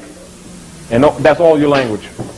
Belongs to you. And we're not Spanish, and we're not Puerto Rican, we're not Latino. We're Moroccans. And we are direct descendants of those Moroccans. And when you see them brothers and sisters on the islands, you call them Latins, they Moors too. And the language is not Spanish. The language is Latin, Moorish Latin. And they're not Spanish. And when you talk about Puerto Ricans, well, they're Puerto Ricans. No, that means rich port. And they call it rich port because they went down there cutting the women's head off because we kept the gold on the women's necks. And solid, with no separation. Because our matriarchal system, the wealth was maintained on the women. And so they wore the jewelry. And we wore silver, mostly the brothers. We wouldn't wear the gold because the gold was for the woman because she brought life to earth. Although we hear her son, and the gold represent the son absorbed by the earth. She wore the gold that represented the wealth of the family. And they called it rich port because they came there and they chopped their heads off and stole the gold. And they said, man, this is a rich port.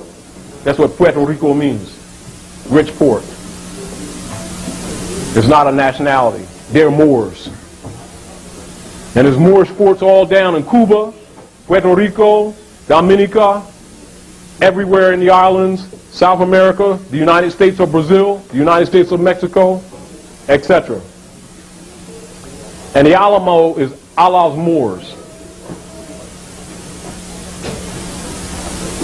One star state. Then Louisiana, where you see the crescent and star, they still use it upside down. One of the last strongholds before you went out to lunch.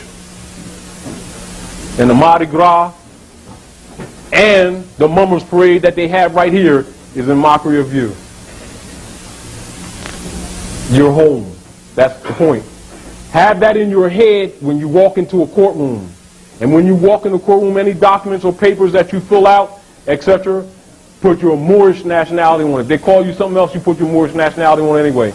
Any documents they say race. Whenever you have a document that they say race, you have a right to do what? Make another. Exactly, or to do what?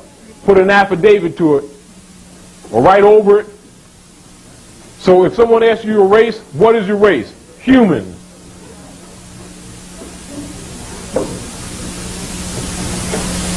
What do most people do? Light-skinned green people. Man, boy, I was at the mall the other day, man. I saw these light-skinned black leather shoes, boy. Snakeskin and stuff. Even a child knows that black don't come in light skin. That's lunch. But they know we are boys and girls. Because we relegate our common sense and authority to civilized beings who have us in wardship, so they place their name on us as a curse. And then we all tell what Jesus wants, what the Bible wants. Book of Isaiah. Book of Jeremiah leads into it. It says, I hold my hand out all the day long to a hard-hearted and rebellious people who are not called by my name. When they repent from their sinful ways, I will hear from heaven and heal their land. Who do you think that's talking about? What body of people on this planet been going around for generations calling themselves by somebody else's name and being proud about it? Of course, we're too proud to admit that, aren't we? That's why everybody lets us stew in our nigger juice and just sets up shop and make a living off us. Because we're arrogant, self-righteous, poisonously, foaming at the mouth, do push carts up and down the aisle, don't tell you what Jesus wants. Don't even know themselves. And little European children from around the world knows who we are. Everybody in the world knows who we are but us. We out to lunch. Now, I'll get to you too. Brother, I apologize.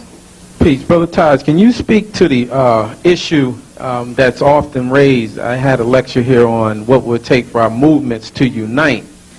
And it seems as though to me, based on some of the feedback that I have received, our people want to continuously cling to the things and the names that allude to slavery. Yes. And they want to be able to have all these so-called outlets to get out of this Negro problem. Yeah. And I pointedly summarized that particular lecture under one key term, that in order for our movements to unite, the people must be nationalized as well as everything in our land.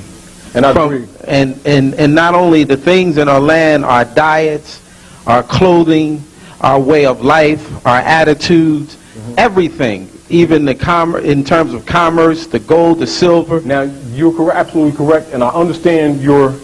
Now, does everyone understand the question? He's making a question and a statement. Exactly. Yes. But I would like for you to speak to that, because it seems I guess here's the key factor I want you to speak on, if you will.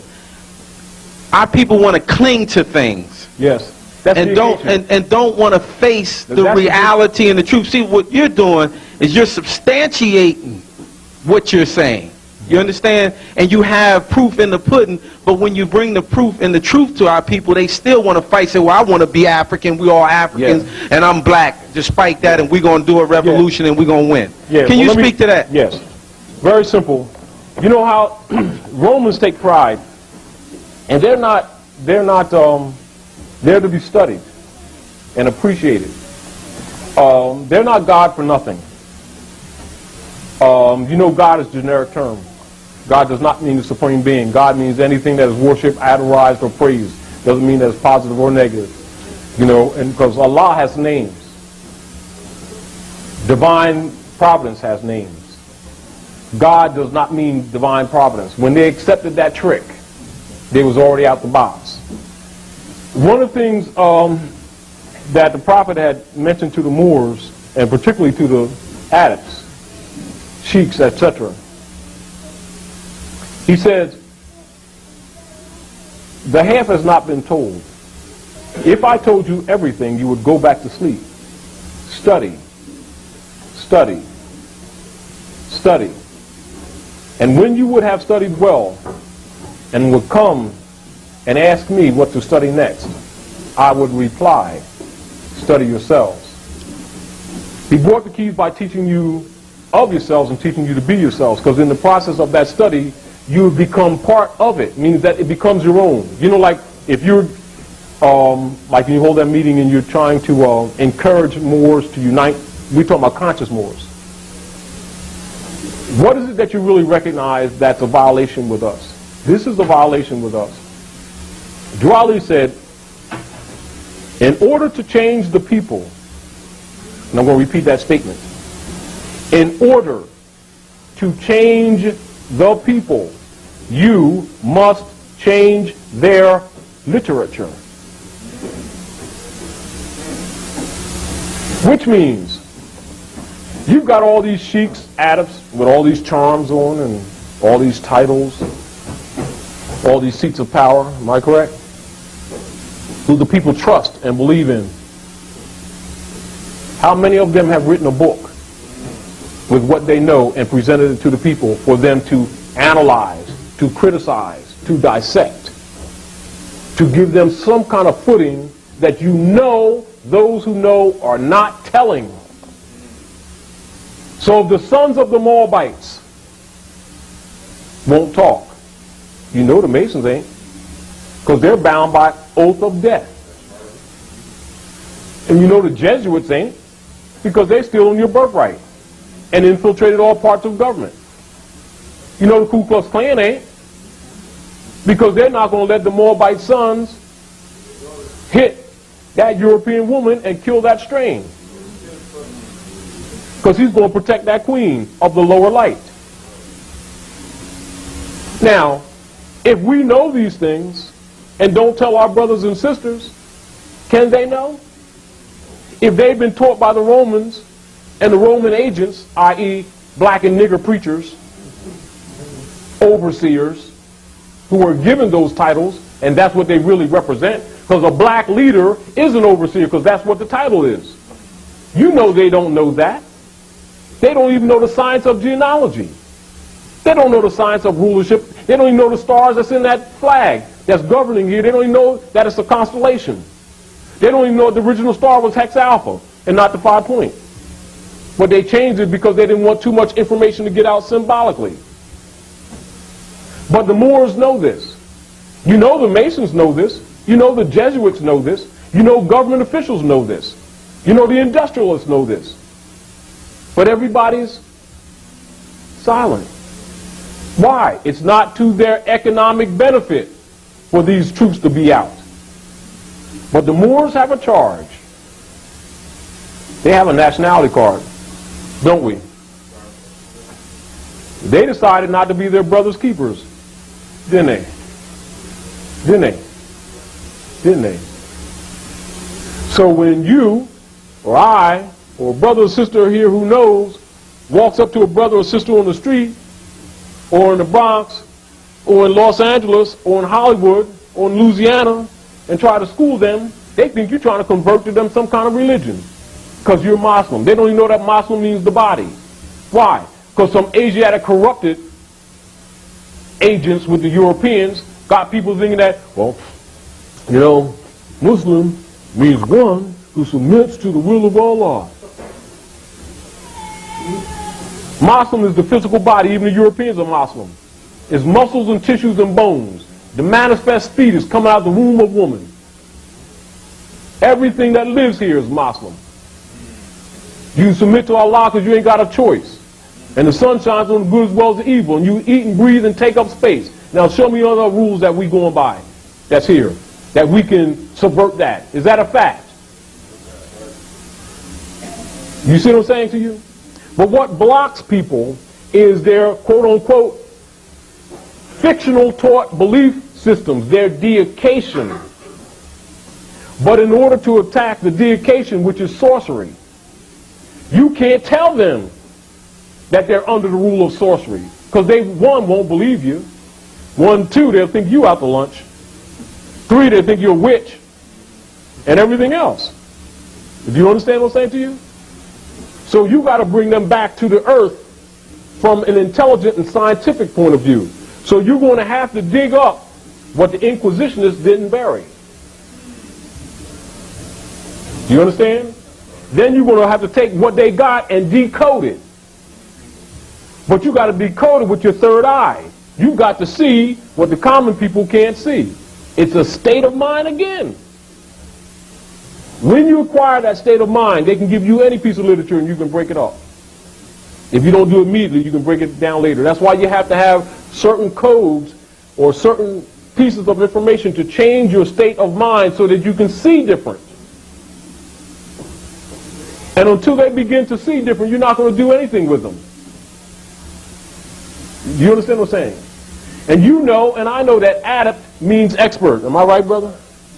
Now, if the experts who were given the charge and the responsibility to teach the people sold Jesus out, Joshua, right? Sold him out. So do you expect them to come free you? Because you know if the people knew the truth, they'd been free a long time ago. But they think it's some kind of spook game, don't they? How do they think that? Because the so-called leaders have taught them that. The same leaders that got nationality cards in their pockets and know the truth and sit on it. And then when you come along to try to raise them, they say, oh man, he's just some kind of religious guy with some black thing, he's some version of Islam, you know, and pray 5 times a day and everything be all right. Of course, when they do it, it doesn't work, does it? Because the babies still get lynched. The women still get raped. They still in nigger lines. You understand what I'm saying? And so they don't believe it because people keep coming from a religious perspective. Religious is not spiritual. They're not related. But how many people relate spirituality and religion as one? You know what most people do, don't they? They don't know that sorcerers have been dealing with them. They don't know that most of the people in these holy garbs are sorcerers. And what happens if you tell them that? They'll come lynch you. You throw them a life raft and they're drowning. And they'll talk about, can't swim for shit, excuse the expression. I ain't in the plaid because it's not my belief. And let the babies drown too. Do you understand what I'm saying? Huh? They're going to tell you what God wants and pray while they're getting lynched. And do it generation after generation after generation after generation and then lie to their babies and talk about they're saved. And get mad at you because you were pointed out that they can't be. So you don't go there. I mean, you understand where I'm coming from? Now you go once Moors who get a little bit of this information, and then what do? They try to use the UCC codes. Am I correct? Not that it's not a method. We even put it, even some literature, we gave it, what, about 20 years ago, we gave people UCC codes to show them how the thing worked. Then people start selling packages, making money off of them, their brothers and sisters. Do you understand what I'm saying to you? It's the political forum where your power is, the plebiscite where your power is. It doesn't mean that it doesn't put some things in check, but that's not the way out. Nevertheless, they must understand those processes and what it is for, what it is used for. Now, the UCC's 1-207, 1-103 is the 2 codes within the UCCs that gives you the opportunity to get back into constitutional law. What people do, they try to argue the UCCs as that's the law, when they should use 1-207, 1-103, come back into constitutional fold in the proper personnel, then enforce the Constitution, because that's the supreme law of the land. But no, they don't want to get back into the constitutional fold, do they? Huh? Let's go back to what Noble Drew Ali says, back to what you're just talking about. I'm talking to you remedy, to what you talked about. And I'm talking about concepts. Concept of mind when you enter this thing. You who doubt whether I, the prophet, and my principles, this is key, right? You who doubt whether I, the prophet, and my principles are right for the redemption of my people, go to those that know law. So what's the supreme law of the land? What's one of the first questions in what Great Seal lessons that have been given for ages? What's the supreme law of the land? Well, if the Constitution is supreme law, why are you using UCCs? Duh. I mean, you see how simple that is? But it doesn't mean that you don't use them as a qualification to get back to the law with those who are operating under the UCCs. That goes for the banks, etc., and all the other institutions. But if you don't know that concept, if you don't use it in that context, you're floating right into what? Outside law or foreign law. See, what they got 1-207 and 1-103 for is really to protect themselves, not you. Because they can't make a foreign law and then not give you the ability to get back to the law. Because then they're absolute criminals. You have a right to literally walk up to them and put a bullet in their head. And the international community has the obligation to back you up. But since you've been colored people, you don't have a right to do nothing. Because you're their property. And then if you're going to use this UCCs as the law, you just denied the Constitution, which is what they're trying to get you to do. That's why he says what? Fourth paragraph. I love my people, and I desire their unity. Unity is also in the Constitution, ain't it? And mind, he included himself, back to their own national and divine standard, because day by day they have been violating the national and constitutional laws of their government by claiming names and principles that are unconstitutional. What is our problem? We've been unconstitutional. That's why color of law has been governing here, because we've been colored people. But don't you get into question there, elementary lesson for babies. You're not Negro, black, and colored. We agreed, didn't we? Then turn right around and start supporting color of law. No contest. No contemporary. We didn't contend nothing. No objections. Let them cause code, operate in color. And back to a principle where the prophet has said, if you can't convince your brother and sister that he's not Negro, black, and colored, there's no need to tell him anything else. What does that mean? Because his fate is sealed. So that means you must first remedy the foundation of their whole concepts. If you don't remedy that, all the other things that you're trying to reason with them with, it doesn't wash. And it doesn't mean that they're insincere. It means they don't have the knowledge. And for a lack of knowledge, they're being destroyed by the day. So it is the duty of those who have the knowledge to give it to their brothers and sisters that don't belong to us. We're just channels.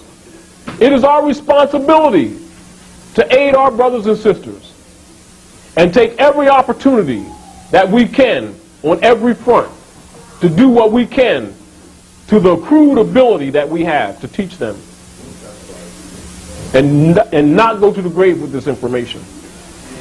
You want to raise them up? You want to reason? You know what's going to make the unity? This is what's going to make the unity. This is the prophecy. This is the mathematics. Pain.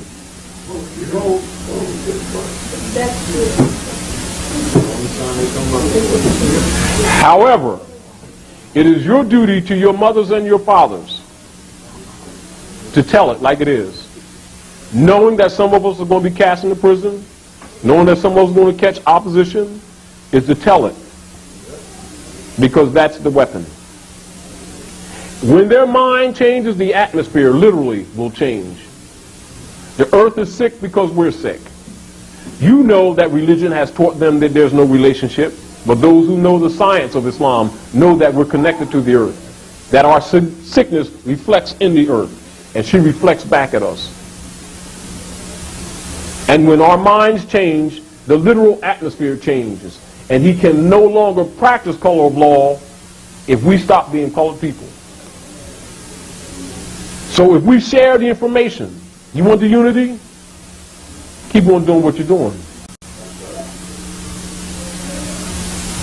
You know, it's sort of like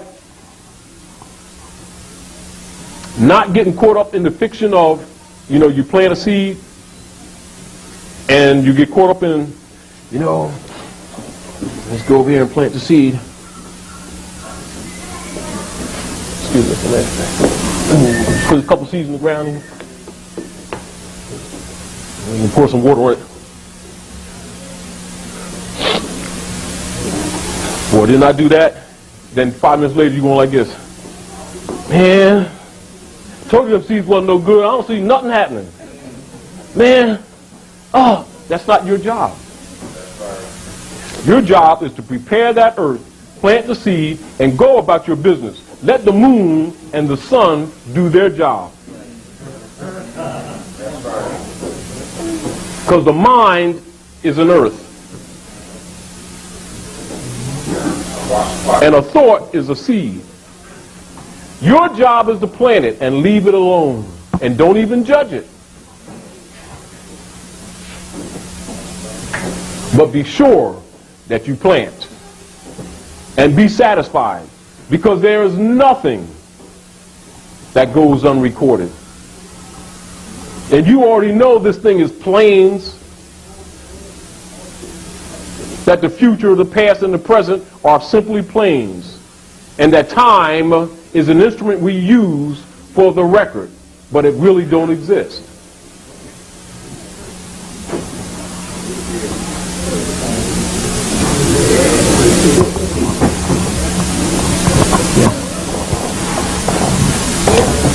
You were raising your hand.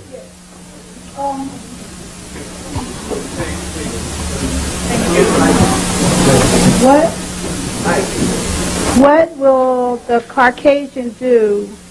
Where will the Caucasian go when we fully come into our standing here in Amexem? There's two things. In order to save him, we must absorb him. He knows that and we know it.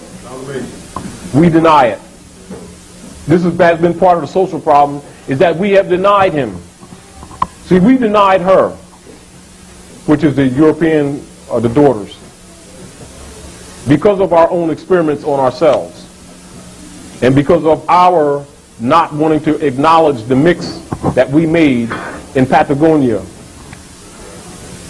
of the animal and the human seed with flowers in the grand experiments in South America, South Amexem, and in the Yucatan area when we had later abandoned the central part because of the diseases of syphilis, gonorrhea, tuberculosis that came about from those great experiments. Then we took the European sons because they were more degenerate and put them on the Isle of Patmos, which we call England or Albion, and put them behind the rock, gathering up the blue eyes that's called in the Quran, and put them there. But we kept the daughters and we put them in our harems. And it's they who rebelled and taught their sons, and that's what the American Revolution is. Now, yes, the DAR. That's why when you see, if anybody travels outside the land and it comes into the United States, and you'll get a citizenship manual, and it's called the DAR manual. And they will show you the seal of the bird, but they will not display the Great Seal. And they will tell you they didn't have the space for it. But the DAR is not going to put that in there. Why? Because that's the sovereign, that's you, who are asleep. Because they must live off of you. They're not angry, and they're not, like our people saying, well, white people don't like us. That's bull. Just don't. That's put out there, how you say, you know how like when you put a plumbing in, and you put a hot water tank in, you got a pressure release valve? That's what civil rights arguments is for. That's what racism is for, to let you get your stuff off, and then go back to niggerism next week, while they steal your birthright. You understand what I'm saying to you? Now, let me finish this and I'll clarify this. I'm going to tell you what's happening and what's going to happen. All Europeans are not going home. Some of them will be here, will be teaching you government. Some of them, because a lot of them are good farmers, because they had made that part of the culture. Because originally when we made the servant caste, we made them as servants or as slaves, and we became slaves. But that was our karmic debt. You understand? They know that we don't know that history. So most Moors look at the history, man, them Europeans put us in slavery, man, and they was rotten. Well, we had them as slaves first. You know, and all we is getting it back. You know, because debts must be paid. Because the law of compensation is rooted in nature, not in your opinions. You understand what I'm saying? So we must learn to love instead of hate. That's number one. You understand? Now, many of those who are going back are going because they will not hold up isonomy or the Constitution law. Because government is an abstract. It is not a building near the Potomac, etc., you know, or down City Hall. That's not the government. Government is you. But we lost that because we started taking the physical things and thinking that that constitutes government. What constitutes government is principles and the maintenance of those things. It's an abstract, but it must be part of the hearts and the minds of the people. It must be taught to them the same way that religions have been taught to them. If you lose that, you lose your government. It is divine. You understand what I'm saying to you? So many European sons going back, we're going to absorb. And when you see, contrary to a lot of things that people try to say to the contrary, you see Asiatics with European sons and Asiatic women with European sons and Asiatic men with European women. Do not take offense. Do not take offense. Believe me, that's the solving. That's what's going to kill the dragon. And we are dragon slayers. This is the reason why the code of Kaiklos, which is the Ku Klux Klan, is not, and also the Civil War. That's why it took place, to stop the Moabite sons from marrying into pale-skinned nations of Europe. Because the Moabite strain is so powerful that it kills any genetic strain below it, because it's the mother and the father of civilization. However, because we're going into the photon belt, and the photon belt means shift in galaxies. Just like you got a clock, just like, you know, clock we got on, you know, and we're measuring that by the sun. You used to have clock with a double dial measured by the sun and the moon. Then you got the sun, the moon, the planets. See, but then it becomes too complicated, don't it? But governors don't forget that. They just let you forget that. Because everybody operates by the clock. You understand what I'm saying? So they know that as we're moving into the photon belt, the atmosphere is changing, means the earth is quickening. So what's going to happen is that the sun operates in this atmosphere or in this solar system along with Saturn just like an immune system. Like your white corpuscles operate in your blood system, and it starts killing things that are out of order. Saturn sends back all your checks that you wrote. You wrote some checks? Them rings of Saturn contrary, it's going to send them back. You're going to cash them. Saturn is the devil to those who don't know how this universe works. But it's not negative in the concept that you think it is. Do you understand? Really. And as we move into the photon belt, the sun intensifies. And you know you got the apogee and epigee of the earth as it moves, long points and short points to the sun, and also dealing with the seasons. Well, guess what? The vibrational points of the sun and the earth is intensifying. It's quickening.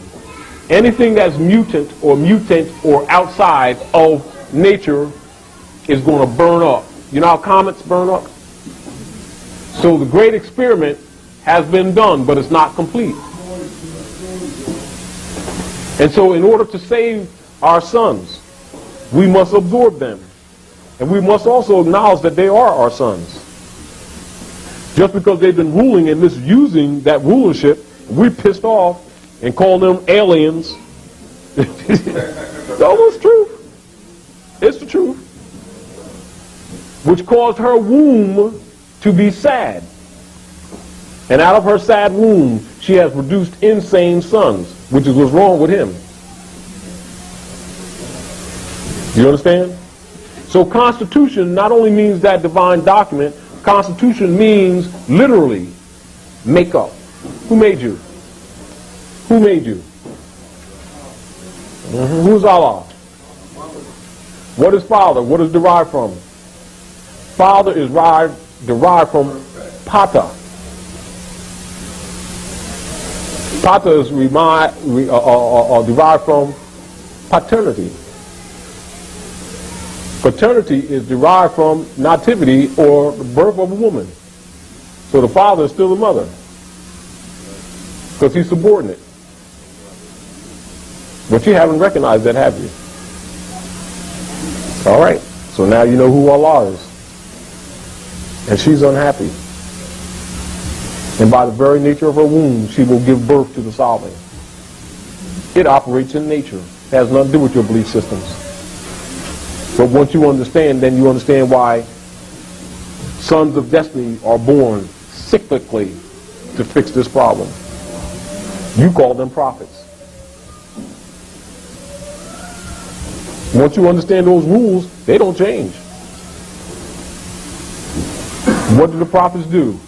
Change the vibrational static points to active points amongst the people to get them thinking again.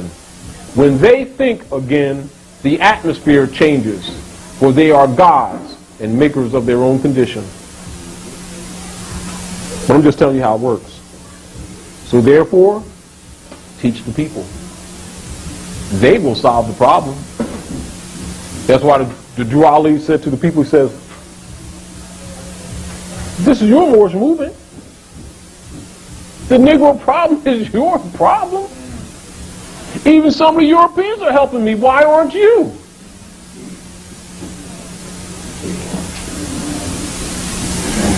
But he also said, we do not seek to marry into the pale-skinned nations of Europe. Why? Because we're out of order. You understand? You got to solve your problem first, because it continues, because the great sin exists with us. That's why nobody wanted to marry, what, black people or niggers, because you bring that corruption and that baggage into the family, and you corrupt them. And you sit around and feel sorry for yourself, because the womb is corrupted. Why? Because what you think affects the gene pool. Because just like any other science, that womb is a school. And however that woman thinks, she's teaching that child is already educated when it comes, whether it's negative or positive. However, they also don't want you to know that, so that you don't use it positively and solve this problem. You tired of this, sisters? Tired of this crap we go through? When you all decide you're tired of this, S-H-I-T, it'll start ending. And us sons, you know, we talk stuff, and a lot of men get credit for a lot of crap. All we doing is carrying out our mother's orders. Don't think it's ever different than that. It may appear that every male that's born here is going to serve his mother, his sister, girlfriend, wife, some woman. We're here to serve. Sometimes we don't like it. Sometimes we get pissed off. But man, everything a man does, no man can have $1 million in his pocket. We can go play basketball, you understand what I'm saying? Drink a soda and sleep on a sofa and be satisfied. Woman come in, we got to go get silk curtains and everything. Got to go get the stuff, clap your hands, and drapes got to open up like that. Got to get silk blankets and all that stuff. But other than that, we don't care. Not that we don't care, but we're mechanical. But women inspire men to civilization. That's right. It's serious. I mean, we ain't going to, you know, all men ain't going to admit that to you. But that's the real deal. You know, we come out the womb, spend the rest of our life trying to get back in. You know, it's true. Now, what you got to do is don't misuse that knowledge, but use it wisely. Because men operate on principles of loyalty. When man feels that loyalty is not around him, he falls apart. Men stay with women on that principle, and men leave women for the lack of that principle. That's what he operates on. In his nature, not what he says. He can say all kind of crap. But really, that's the key. Now, you're the key to civilization. And it's been in your hands all the time. But we followed after the gods of Europe that we knew nothing of, these idol gods. That's what got us messed up. You must shed them. But nobody can make you shed them because they're in your mind. So you got to have another body of information that releases you from those chains. But again, you got to want it. But the European is also sealed too, because he has no choice. Because it's also in his gene pool. He's going to have to tell you. You know what I'm saying? He can't. It's no escape. He's going to have to tell you the truth. But it's up to you to really pay attention to what you think you're hearing and what you are hearing. And just like I go into the, like you say, dictionary, law dictionary to show you stuff that's right there. What part of the rulership of the Romans is to boast? You understand what I'm saying? So he boasts of his exploits. So if he do something to you, he may code it, but he's going to write it down. This is the reason why they spent so much energy and time in the period after the Civil War to force illiteracy amongst us so that you wouldn't read. And they give you idol gods so you wouldn't feel it's necessary to read. See, because you just believe stuff. You know, you kill your baby, oh, just believe it's all right. Right with wife, oh, it's all right with the Lord. Oh, I'm a man of God, God-fearing. And they say all that stuff, and we start carrying that stuff along too. You know what I mean? They just live off of us. But once you know the truth of divinity and spirituality, you know all that is fiction. However, you know the common people don't know that. They associate religion with Allah. Allah has no associates. Can't be bought or sold, and it ain't like some, you know, slot machine where every week it costs nickels, costs money to make them work, and then the prayers don't work after a Sunday and all that kind of crap. You understand what I'm saying? He's not subordinate to money, which is subordinate to man. Isn't it funny how all these gods are always broke that people introduce them to? I mean, serious. And the people never question it because they don't know that sorcerers are operating. They don't know that most of these people are sorcerers. And if you really said that, they would want to lynch you too, just like they did Jesus. And I'll just tell you this lesson. You know his name was Joshua. But remember when Jesus came amongst his own and they received him not? You know what the truth is? Organized religionists and the political state in conspiracy plotted his assassination and carried it out in partnership, in secret meetings, in their lodges, and then told the world, there's a separation of church and state. And you believe them. The devil did it, and we got to raise the money to fight the devil and to do God's work. And you believe them. And you've been doing it ever since. This is back to a lesson to fight with, brother. Do you understand where I come from? So the point of you got to turn, you've got to give the people such information that they be willing on their own to turn religion back to the Romans. Not hate it, but turn it back to them and go back to those principles of their ancient mothers and fathers, which is spirituality, cosmology, based on that which is. Do you understand? And that doesn't change. When you stop seeing universality in principles, start looking for the lie. These are standards that every being on the planet must have. Because these are keys to civilization. They must be known. They must be taught. So for you to teach them, you must free yourself of idol god worship. You must know the difference between custom and truth. This is the reason why when you really study, now you look at your nationality cards. What is one of the things that Noble Drawley did with a nationality card most people don't even pay attention to?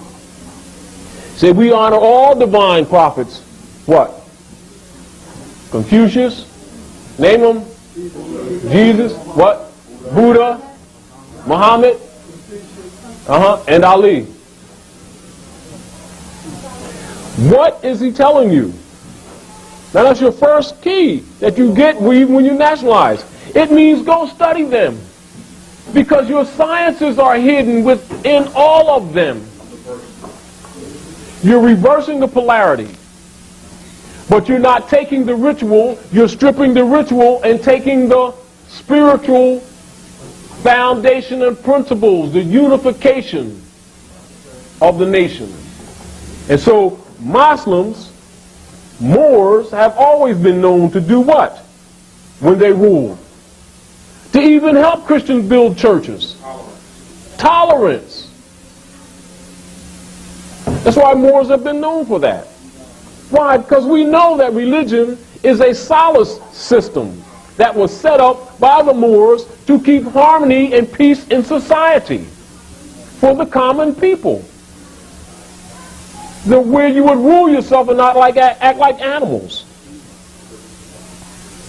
However, you're to be taught the liberal arts and things of science so that you know that when you become a child, when you become an adult, you put away the childish concepts and deal with science. Now Adam ain't no longer Adam sitting there with, a leaf over his wiener diener, and you know that Adam is atom. And you start dealing with the structure of all matter. And you know that Eve is evolution. But that's for adults. But when they're a child, you get them little building blocks, don't you? And that's all. That's all it ever has been.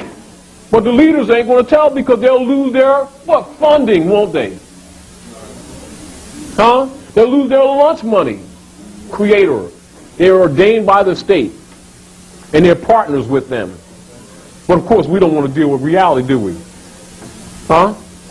So when people begin to really study government principles, study issues of jurisprudence, etc., they begin to find out certain principles, just like when they go down and get a marriage license, right? Then they study to find out comes under Article 39 of police powers.